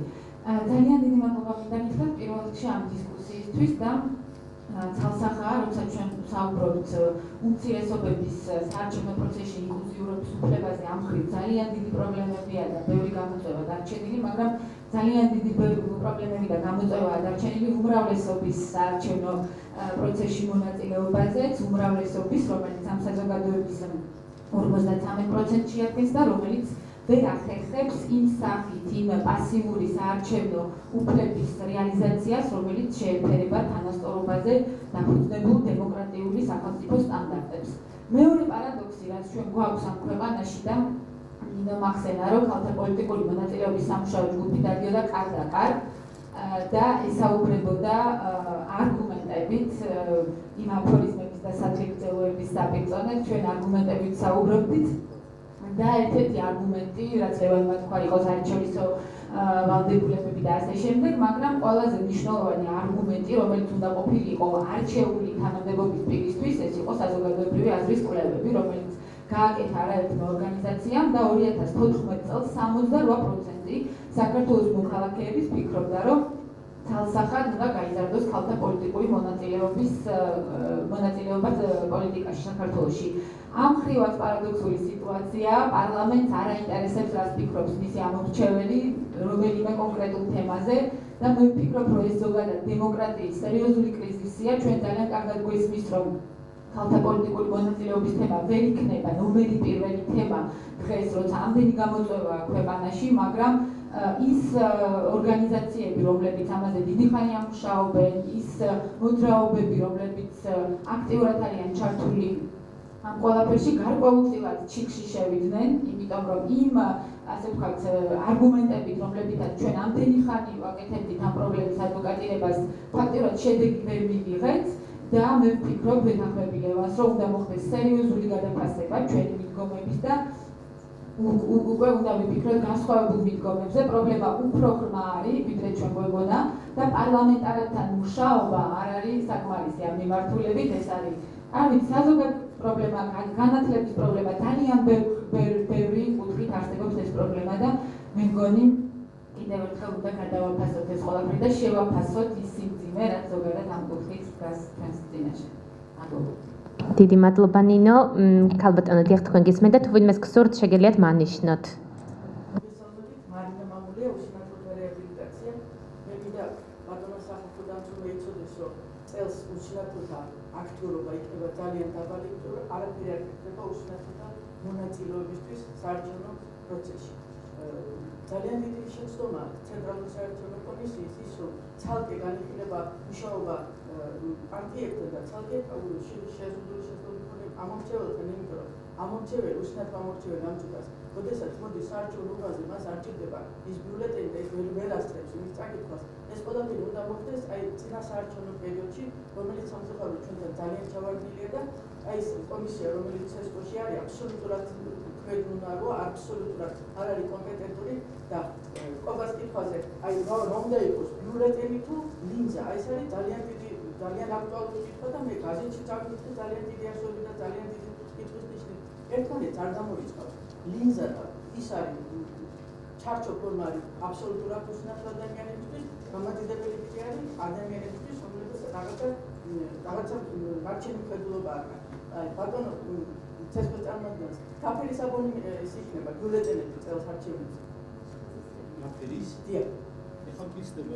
დამტკიცებულია გუშინ ვიყავით პროცესში და დამტკიცებულია ვარდისფერი და ცისფერი ფერის აბონენტის ბიულეტენები. აი უსინათლოთა ჩართვა და უსინათლოსთვის საარჩევნო გარემოს მოწყობა იმიტომაც არის აქტუალური, რომ ეს არის აბსოლუტურად ყველა ამომრჩევლისთვის ხალხისაქმნელი გარემოს შექმნა. აი ეს ფერები, რომელიც იქნება და რომელიც დაამტკიცა ცესკომ იმ კომისიის თანხმობით, არის აბსოლუტურად მიუღებელი, აი ეს ვერ აღიქვა ცისფერ ფერს და ვარდისფერ ფერს მოსახლეობის 25% ვერ აღიქვა. ამიტომ ის კომისიაც აღარ უნდა იყოს სხვანაირ კომპეტენტური და პარლამენტში უნდა მოემზადოთ სხვა არჩევნებისთვის, ალბათ ეს არჩევნები ჩამოვარდა უსუნათლოდებიანი. დიდი მადლობა, მაშინ ახლა მოვისმენთ პასუხებს და შემდეგ შეგვიძლია კიდევ ავიღოთ კითხვები. სულ პატარა რეპლიკა ბატონო და თქვენ რაც შეეხება ლინზას და ჩარჩოს მე არ მითქვია ის რომ ან ლინზა უნდა იყოს ან ჩარჩო ეს რეპლიკას და პასუხიც იქნება ის რომ ჩვენ არა გვაქვს უბრალოდ მე ვთქვი სტანდარტი ანუ უნდა იყოს რაღაცა ჯგუფი რომელიც შეიმუშავებს სტანდარტს და ჩვენ ყველას გვეცოდინება რომ რა არის რა ფერი არის უსინათლოს თუ სუსტი მხედველი ამორჩევლისთვის მისაღები უნდა იყოს ლინზა ჩარჩო თუ ლინზა და ჩარჩოს და როგორი უნდა იყოს ის რა ზომის, რა სიგრძის, რა ფერის, ეს ყველაფერი უნდა იყოს წინასწარ გაწერილი. ამას უნდა იცნობდეს არა რაღაცა სამუშაო ჯგუფი, რომელიც ცესკოსთან შეიძლება შექმნილიყოს, არამედ მთლიანად საზოგადოება, იმიტომ რომ იგივე შეზღუდული შეხედულების მქონე პირები არ არის ერთგვაროვანი მასა. აქაც არის უამრავი ინტერესთა ჯგუფები თავად შეზღუდული შეხედულების მქონე პირებში. ზოგი ბიზნესით არის დაინტერესებული, ზოგი სერვის მიწოდებით არის დაინტერესებული, ზოგი შეზღუდული შეხედულების მქონე პირების უფლებების დათვით წარმომადგენლობით არის დაინტერესებული. ამიტომ ყველას უნდა მიეცეს საშუალება თანაბრად ჩაერთოს და მონაწილეობა მიიღოს იმაში, რომ შეზღუდული შეხედულების მქონე პირების თუ სხვადასხვა კატეგორიის შეზღუდული მქონე პირების უფლებები სრულად და მაქსიმალურად იყოს დაცული. რაც შეეხება პასუხისგებლობას, არც სამი თქვია, რომ ერთი ცესკო არის პასუხისგებელი, სამოქმედო გეგმაში თავრობის დადგენილებით რომელიც არის დამტკიცებული პირდაპირ წერია მითითებული რომ ცესკო თვითმმართველობის ორგანოებთან კოორდინაციით პასუხისგებელი არის ამ თანაბარი საარჩევნო გარემოს შექმნაზე, ხოლო მატერიალურ უზრუნველყოფას, ანუ ფინანსურ უზრუნველყოფას უკაცრავად უნდა ახდენდეს ცენტრალური ბიუჯეტი და თვითმმართველობის ორგანოები. მადლობთ. დიდი მადლობა. ბატონო ზურაბ, თქვენ ხომ არ გსურთ გამოიხმაუროთ რამე კითხვებს ცესკოს მიმართულებით, რაც დაისვა იმ საკითხებზე? წეგნ რაც შეეხება რა დოკუმენტაციას ითხოვს ცესკო კანდიდატების რეგისტრაციაში, რასაც კანონი ითვალისწინებს, ყველა იმას ყველა ის დოკუმენტაცია მოთხოვნილია ხოლმე. შესაბამისად, თუ კანონი არ უგზალავს რაიმე კატეგორიის ამორჩეველს, რომ მიიღოს მონაწილეობა არჩევნებში და იყოს არჩეული, შესაბამისად ცესკო მხოლოდ ამ ჩარჩოთი ხელმძღვანელობს. ერთ სამით ხო, რაც შეეხება კვალიფიციური აღიარებით ჩვენებას, რომელიც ცესკოს მიუწია კვალიფიციური კადრების ნაკლებობის შესახებ, რა თქმა უნდა, კვალიფიციური კადრების ნაკლებობა დაბალი დონის, ანუ ქვედა დონის კომისიებში საკმაოდ იგრძნობა ხოლმე, მაგრამ ამისთვის ვიფიქრებთ, რომ არაფერს არ აკეთებს ცენტრალური საარჩევნო კომისია, ადმინისტრაცია და ზემდგომ, ანუ საოლქო საარჩევნო კომისიები. ცენტრალური საარჩევნო კომისიის კონტროლის ქვეშ არის CP, სწავლების ცენტრი, რომელიც ატარებს ძალიან დიდი მასშტაბის სწავლებას. გუშინ დაიწყო მესამე ეტაპი, ყველა საუბნო საარჩევნო კომისიის წევრისა გარდა საარჩევნო პერიოდისა ცენტრალური საარჩევნო კომისია და მისი სწავლების ცენტრი ახორციელებენ ხოლმე მიმდინარე ყოველწლიურად სწავლებას, როგორც ახალგაზრდებისა, უნივერსიტეტებში მიმდინარეობს სწავლება, ჟურნალისტიკისა და იურიდიულ ფაკულტეტებზე, ასევე არის საზაფხულო სკოლები, ეგრეთ წოდებული ადმინისტრატორის, საარჩევნო ადმინისტრატორის სკოლები. ამ შესაძლებლობის ფარგლებში ცენტრალური საარჩევნო კომისია ცდილობს გადაჭრას ის დაუშვათ ის პრობლემები, რომელიც კვალიფიკაციას შეიძლება შეეხოს. შემდეგ თქვენ იცით რომ გარკვეულ ნაწილს როგორც საუბნო ასევე საოლქო კომისიებში ნიშნავენ არჩევნების დროს კვალიფიციური პარტიები და ჩვენ ვთავაზობთ, მოუწოდებთ პარტიებს, რომ გამოიყენონ ის რესურსი, რომელსაც საარჩევნო ადმინისტრაცია ქმნის, როგორც საარჩევნო პერიოდში, ასევე მანამდე, განსაკუთრებით მანამდე იქნება ხოლმე გარკვეული ასე ვთქვათ კვალიფიციური ადამიანური რესურსი. რაც შეეხება ქალბატონმა აღნიშნა რომ ვერ მიიღებენ მონაწილეობა და ჩავარდება უსინათლოთა მონაწილეობა, არ ვიცი ვერ დაგეთანხმებით, ჩვენ ადაპტირებული გვაქვს ძალიან დიდი ძალისხმევა დავხარჯეთ იმისათვის, რომ საარჩევნო ადმინისტრაციის ვებგვერდი ყოფილიყო ადაპტირებული, ასევე ყველა უბანზე როგორც თქვი იქნება როგორც ჩარშვები ისე ლინზები, შესაბამისად კეთდება სხვა ღონისძიებების მიმდინარეობს, რომლებიც მიმართული არის მხოლოდ უსინათლოთა ასე ჩართულობისაკენ. ჩემი აზრით ის მტკიცება იმისა, რომ წინასწარ ჩავარდნილია, მე მგონი ამას საფუძველი არ აქვს. ახლა კიდევ მინდოდა გამოხმაურებოდი ერთ რეპლიკას, რომ არ მიმდინარეობს სტატისტიკა იმ სტატისტიკურ მონაცემების შეგროვება შეზღუდული შესაძლებლობის პირებისათვის. თქვენ იცით, რომ 2014 წლიდან, მხოლოდ 14 წლიდან გახდა შესაძლებელი, რომ საარჩევნო ადმინისტრაციას ეწარმოებინა სტატისტიკა გენდერულ ჭრილში, იმიტომ რომ მანამდე კანონმდებლობა არ ითვალისწინებდა ამას და როგორც იცით, ადმინისტრაციული ორგანო ვერაფერს ვერ გააკეთებს, თუ არ არის წინასწარ კანონით განსაზღვრული და გათვალისწინებული. 2014 წლიდან ამას ვაკეთებთ, მაგრამ დავუშვათ სხვა კატეგორიის, თუნდაც ეთნიკური გვეკითხებიან ხოლმე, მაგალითად შეხვედრა გქონდა რამდენიმე დღის წინ ეუთოს უმაღლესი კომისიის წარმომადგენელთან ეროვნული უმცირესობის საკითხებში და იკითხა, რამდენი არის ამორჩევლებს შორის ეთნიკური უმცირესობის წარმომადგენელი, რამდენი არის კანდიდატებს შორის. ჩვენ ამაზე პასუხი არ გვაქვს და ვერ გვექნება, იმიტომ რომ ამის მიხედვით სტატისტიკა არ ითვალისწინებს კანონი. ასევე არ ითვალისწინებს კანონი სტატისტიკას შეზღუდული შესაძლებლობის პირების. არ ვიცი, შეიძლება ეს გახდეს შემდგომში რაიმე დისკრიმინაციის საბაბი. უბრალოდ ამას არ ითვალისწინებს კანონი და შეუძლებელია რომ ჩვენ ეს გავაკეთოთ ამ ეტაპზე. ეს მინდოდა უბრალოდ მithქვა მაგასთან დაკავშირებით. გაეროს 2006 წლის კონვენციის 31 მუხლი პირდაპირ ავალებს სახელმწიფოს, რომ მაქსიმალურად შეაგროვოს მონაცემები. და სხვათა შორის თქვენი დავაც გადაწყდებოდა ძალიან მარტივად. თქვენ რო შეაგროვოთ ახლა მონაცემები, რამდენი გამოიყენებს ლინზას, რამდენი გამოიყენებს ფორმატ ჩარჩოს და სხვა, ეს საკითხი ზადულად მოგვარდება იქ. გამოჩნდება უკვე რომ რამდენმა სუსტხედველმა ისარგებლო ამ ლინზით, რამდენმა სუსტხედველმა ფორმატ ჩარჩოთი, ან თუნდაც იმ პანდუსზე რამდენმა შეძლო შეუცქრონმე თუნდაც ეთლით მოსარგებლე აუმჩევლმა შეძლო დამოუკიდებლად ოღონდაც იმ პანდუსით შეღწევა საარჩევნო უბანზე. მე იქ არის კიდევ კაბინები. ის კაბინები რატო არის მოწყობილი სხვადასხვა დიზაინით, როცა ჩვენ იგივე კონვენცია გვავალებს, თან უფრო გონივრული არის, ხარჯიც ნაკლები არის, რატო შეიძლება რომ ყველა კაბინა იყოს თანაბრად დიზაინში და ისე გაკეთებული, ანუ რომ ეთნით მოსარგებლესთვისაც მისაწვდომი იყოს და დანარჩენი ამორჩევლებისთვისაც. ეს ძალიან მარტივი არის, ხო? გადასათვლად. არც ხარჯი აღარ გვექნება მეტი, რომ რაღაც სპეციალურ კაბინების შექმნას. და თან ნებისმიერი შესაძლებლობის მქონე ადამიანის იქნება მისაწვდომი გარემო. მადლობთ. ძალიან მოკლე რეპლიკა მინდა უკაცრავად.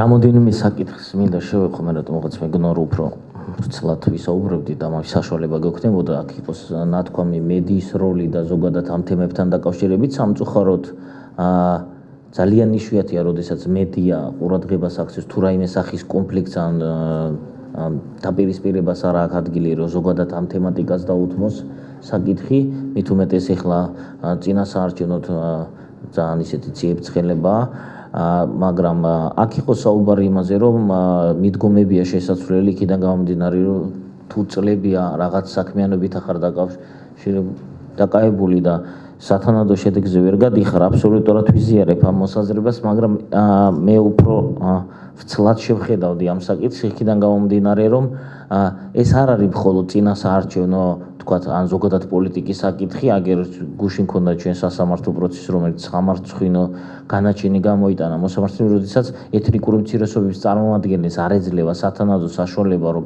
წავიდეს და საზღვარგარეთ ისწავლოს.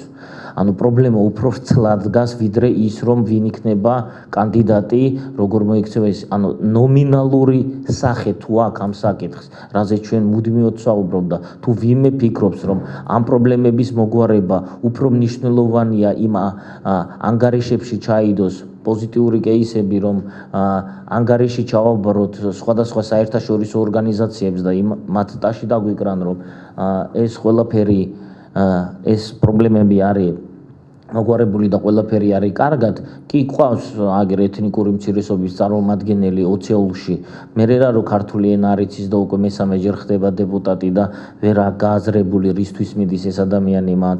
ჩვენ ხო ყავს ეს ადამიანები, ჩვენ ხო ყავს სხვა ადამიანები, რომლებიც ახალი თაობიდან წამოიზარდნენ, მაგრამ არავინ არ სვავს იმ კითხვას, რომ ეს ადამიანი რა როლს და ფუნქციას შეასრულებს პოლიტიკური მონაწილეობით, ანუ ხარისხის დონეზე მონაწილეობაზე მედი საუბარი და მუდმივად იქნება ეს პრობლემა და ეს შიში ეთნიკური უმცირესობების მიმართ დარჩება კვლავ აქტუალური, მანამ ეს პრობლემები არ მოგვარდება, ანუ კიდევ ერთხელ ვიმეორებ, არის ძალიან კომპლექსური საკითხი, არ არის მხოლოდ წინასაარჩევნო თქვათ პროცესებთან და საარჩევნო პროცესებთან დაკავშირებული, ამ საკითხებზე ჩვენ მუდმივად უნდა ვისაუბროთ, მაგრამ დაინტერესება იგივე პოლიტიკური პარტიებისაც არის ნომინალური, ანუ სათანადოდ არ აქცევენ ყურადღებას და მედია ცალკე თემაა, ამაზე შეგვიძლია ცალკე შეხვედრა გავაკეთოთ მედიის როლი აგერ ბოლო მოვლენებთან დაკავშირებით იგივე ნაციონალისტური ჯგუფების თქვათ გამოსვლის შემდეგ როგორი თქვათ დამოკიდებულება იყო მედიაში, ну ალბათ ბევრი კითხვის ნიშნები იბადება ზოგადად ჩვენთან ამ თემასთან დაკავშირებით. დიდი მადლობა, ხომ არ სურს დარბაზიდან ვინმეს ხომ არ სურს ჩართვა. დიახ, ერთი წუთით მიკროფონი.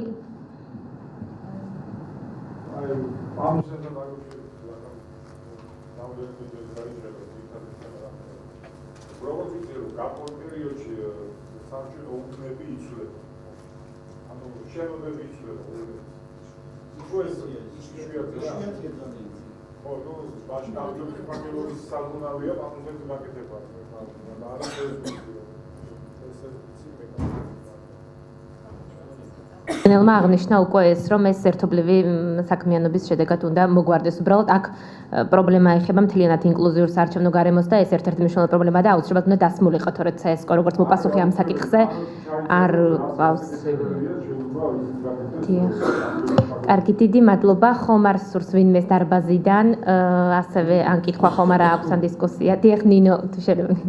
შეიძლება ეცრა ის რომ ის ფაქტი რომ პარლამენტმა თავის ეროვნულ სამხედრო გეგმაში ცესკო ასე ვთქვათ მოიაზრა როგორც პასუხისმგებელი, ეგ არნიშნავს რომ არსებობს რაიმე ინსტიტუციური გარანტია ან საკანონმდებლო რესურსი იმისა რომ ცესკომ პასუხისმგებლობა აიღოს ამაზე. წეგან ბახსენე კიდევაც რომ ცესკო გენდერული თანასწორობის საკითხებში პარლამენტმა მოიაზრა როგორც ერთ-ერთი პასუხისმგებელი ქალთა პოლიტიკური გაძლიერებაზე, ხო? მეექვსე ნაწილი ეროვნული სამხედრო გეგმისა 2014-2016 წლებისა. ეს არნიშნავს რომ ჩვენ რამენაირად შეგვიძლია ქალების რაოდენობის გაზრდა პარლამენტში, ან პოლიტიკაში. მე ვთქვი რომ ჩვენ ამის გაკეთება შეგვიძლია სამოქალაქო განათლების, ასე ვთქვათ, ღონისძიებების ჩატარებით. მათ შორის ჩვენი საკუთარი სამოქალაქო ასე ვთქვათ განათლების თუ ჩვენი ცნობიერების ამაღლებით გენერალურ საკითხებში. ასევე ალბათ უნდა მივუდგეთ იმას, რომ მიუხედავად იმისა, რომ პასუხისმგებლობა აკისრია, ხო, პასუხისმგებელ პირად არის ერთ-ერთ ორგანიზაციად, ჩვენი როლი ამაში დაბინახეთ იმაში, რომ ყველა ორგანიზაცია, ყველა რომელიც პასუხისმგებელი არის რეალურად ბიუჯეტით თუ სხვაგვარად, ჩვენ ვაკეთებთ მათი მუშაობის კოორდინირებას. დაუმატებ თუ შეიძლება ნინო. მადლობა, იცით, მოდით დარბაზიდან კიდე ერთი თხოვნა და საბოლოოდ უკვე თქვენ მაშინ გაკეთე. უბრალოდ აუცილებლად მინდა რომ აღნიშნო ერთი საკითხიც. საარჩევნო ურნების უდიდესი ნაწილი განთავსებული არის სკოლის შენობებში. სკოლას თვითონევალ განათლების სისტემას ევალება რომ შენობები იყოს სრულად ინკლუზიური გარემო ჰქონე. ანუ იქ მარტო შეღწევა კი არ უნდა იყოს შესაძლებელი. მთლიანად სივრცე, შიგა სივრცე, როგორც ადმინისტრაციული ისე, სანიტარული კვანძები ისე, სრულად სივრცე უნდა იყოს ხელმისაწვდომი, შესაძლოა ნებისმიერი კატეგორიის შესაძლოა პირების მიმართ. ასე რომ ორი უკვე სამი აქტორი გამოჩნდა, რომელიც ვალდებულებას უნაღებულობდეს იმაზე, რომ ეს უბნები იყოს მიუხედავად ამისა, თქვენ ნახეთ რა მდგომარეობა გვაქვს და ვიმეორებ ძალიან ბევრად სხვა არც სხვა საარჩევნო უბნები ამისაგან არ განსხვავდებიან სამწუხაროდ. შეიძლება ერთი ასე ვთქვათ თანხმობა დამცველის აპარატის მიმართ მაქვს ერთი თხოვნა თუ რეკომენდაცია როგორც კიდე ისე მიიღეთ. ეკაც დიდი მადლობა პირველ რიგში ამ ძალიან საინტერესო დებატების ორგანიზებისთვის. მე პირველად ვარ ამ დებატებზე და ვფიქრობ, რომ აი ასეთი დებატით იწყება რაღაცა თემა, რომელიც შეიძლება ძალიან გააქტიურდეს საზოგადოებაში. როცა ინკლუზიურობაზე ვლაპარაკობთ საარჩევნო პროცესში, არის ერთი უმნიშვნელოვანესი თემა, რომელიც ბოდიშს ვიხდი პანელის თემატიკას ვცდები და არ იყო დღევანდელი პანელის კონკრეტული თემა, მაგრამ ეხება იმ მოქალაქეების მონაწილეობას საქართველოში, რომელიც საქართველოში არ ცხოვრობს. ნებისმიერ 10 წელი ცხოვრობ საზღვარგარეთ და ჩემი დაკვირვება ძალიან მიკროსკოპულია იმ მასშტაბების გაანალიზებისთვის, რა მასშტაბების ასე ვთქვათ, არა მონაწილეობასთან გვაქვს საქმე. და როგორც ვიცით, ძალიან ბევრმა დემოკრატიულმა ქვეყანამ დღეს დანერგა დისტანციური ხმისმიცემის სისტემა. მე როგორც ერთ მოქალაქეს ძალიან დიდი სურვილი მაქვს, რომ საქართველოში ეს ოდესმე დაინერგოს და CESCO მე მგონი არის ისეთი ადმინისტრაციული ორგანო და იმ სიმაღლეზე, რომ ტექნიკურად ის ამის განხორციელებას შეძლებს. დაახლოებით 1 მილიონი არაოფიციალური მონაცემებით ის ადამიანები, რომლებიც საქართველოში არ იმყოფებიან და მე არ ვიცი აქვს თუ არა CESCO-ს ალბათ იქნება ის კონკრეტული სტატისტიკა ამ 1 მილიონიდან რამდენი ღებულობს საარჩევნებში მონაწილეობას. ძალიან ცოტა. ძალიან ცოტა, 5%-იც არა, როგორც მე ვიცი, თუმცა ზუსტი არ მახსოვს. ასე რომ დიდი სურვილი იქნებოდა ეს ყოფილიყო მომავალი დებატების თემა, მომავალი რეფორმის თემა და მოусმინოთ პოლიტიკოსებს CESCO-ს რამდენად რეალიზებადია ესეთი ცვლილება, ეს დიდი რეფორმა ალბათ ჩვენთვის მასშტაბით. მადლობა ნინო, ნამდვილად საინტერესო საკითხია და თუ შეიძლება ერთი წუთით ნამდვილად მნიშვნელოვანი საკითხია.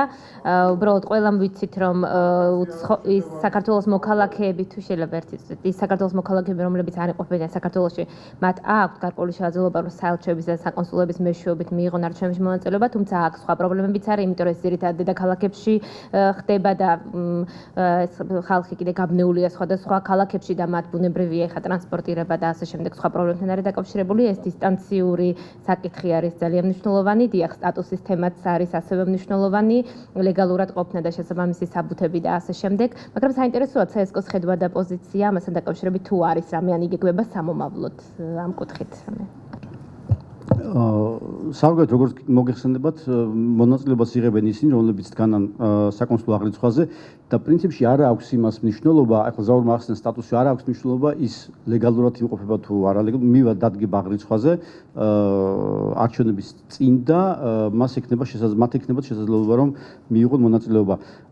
რა თქმა უნდა, ისე დიდ ქვეყნებში, როგორც არის კანადა, ამერიკის შეერთებული შტატები, რუსეთზე არ მაქვს საუბარი, იმიტომ რომ იქ არ აქვს დიპლომატიური წარმომადგენლობა და იქ ცხოვრები ვერავინ ვერ მიიღებს მონაწილეობას, ეს ასია, ეს რეალობაა და ამას უნდა გავუსწოროთ ბატონო?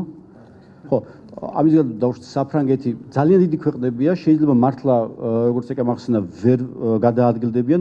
ძალიან ბევრ ქვეყანაში, მაგალითად ჩვენ რამდენჯერმე გამოვაცხადეთ კონკურსი, რომ დაგვეკომპლექტებინა საარჩევნო კომისიები. და ძალიან გაგვიჭირდა, რამდენიმე ქვეყანაში გადავდეთ და გადავდეთ. იმიტომ რომ არავინ არ იღებდა, არ გამოხატავდა სურვილს, რომ მიეღო მონაწილეობა საარჩევნო კომისიის ასე ვთქვათ მუშაობაში. ეს დავუშვით ის მილიონი არ ვიცი მე სტატისტიკას ეს ზუსტად არ ვიცნობ რამდენი არ იღებს ხოლმე, იმიტომ რომ ისინი ვინც არ დგანან აღრიცხვაზე იქ ისინი ვერ მიიღებენ, ისინი ჩვენი ასე ვთქვათ ჩვენი სიებით ეხლა ვეგეთქვით მაქვს სტატისტიკა წამოღებული ჩვენი სიებით ისინი აქ იმყოფებიან ალბათ ამიტომ ის ვინც არ არის საზღვარგარეთ ის აქ იმყოფება გესმით ამიტომ ძალიან რთული თემა არის ეს ამაზე შესაძლებელია ასე ვთქვათ ამ თემის გადაჭრაზე შესაძლებელია საუბარი უბრალოდ საქმეში არის რომ ამორჩეველი აუცილებლად მემაგნებული უნდა იყოს რომელიმე უბანზე. უბნის გარეშე ამორჩეველი ვერ განახორციელებს თავის აი ამ კონსტიტუციურ უფლებას. შესაბამისად, თუ ის არ არის საზღვარგარეთ უბანზე, ასე ვთქვათ, თუ არ აქვს მაგ სტატუსს, რომ იქ იმყოფება, ის იქ ვერ მიიღებს მონაწილეობას, გესმით? აი ეს არის, ნუ კანონმდებელი არ ცნობს სხვაგვარ რეჟიმს არჩევნებში მონაწილეობისა.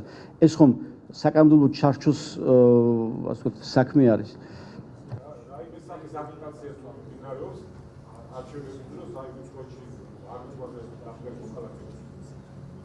ჩვენ როგორც ადმინისტრაციის აგიტაცია აქტიურად გვაქვს ბატონო ჩემო.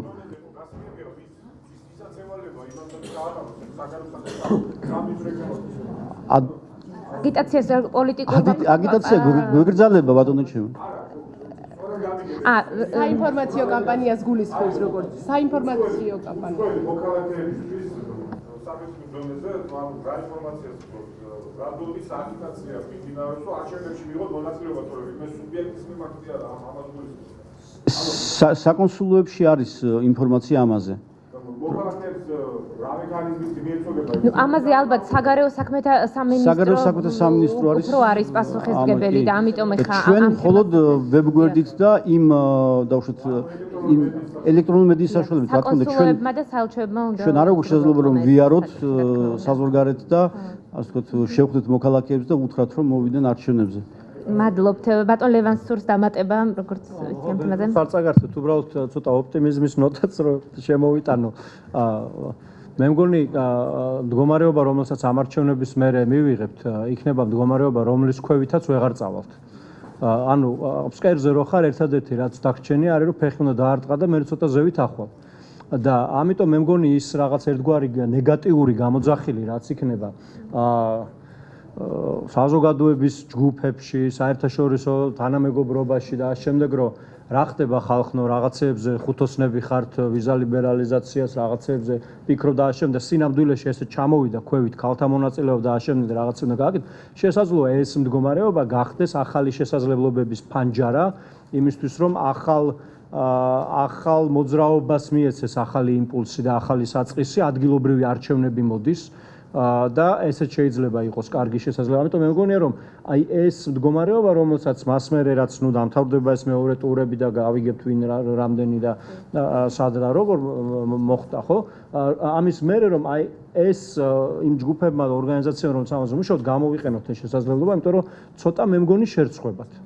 და ცოტა მეტათაც რომ შერცხვეთ და ცოტა მეტი წნეხიც იგზნონ და უფრო აქტიური იყო ჩვენი მუშაობა ეს მცირე დროით ფანჯარა იქნება მე კიდე ორი არჩევნები მოდის და იქ კიდე სხვა რაღაცები იქნება მაგრამ ეს შესაძლებლობა მე მგონი რომ აი დავეცით სადღაც და რეიტინგებზე ჩამოვით კიდე ქვევი და ნუ ხა რეიტინგებს კი ვამბობთ მაგრამ ყველა ხვდებით რომ ეს უდრის ჩვენი დემოკრატიის ხარისხის შემცირებას ხო რეიტინგი უფრო მარტივად ითქმის ხოლმე ეგ არის რა და აქ მე ვხედავ რაღაც პატარა ახალ შესაძლებლობას რომ იქნება ახალი ფანჯარა რომელიც შეიძლება ან შეიძლება არა მაგრამ იმედი მოგს შევძლებთ გამოვიყენოთ უკეთესობისკენ რა კანდიდატის სიცხვილით ერთმანეთთან განსაკუთრებით. ხო და აი ოპტიმისტურ ნოტაზე ოპტიმისტურს იმას დავამატებ, რომ ადრე გენდერულ საკითხებზე იცინოდნენ და ეხლა ეს აღარ ხდება და ესეც უკვე მიღწევა, რა თქმა უნდა.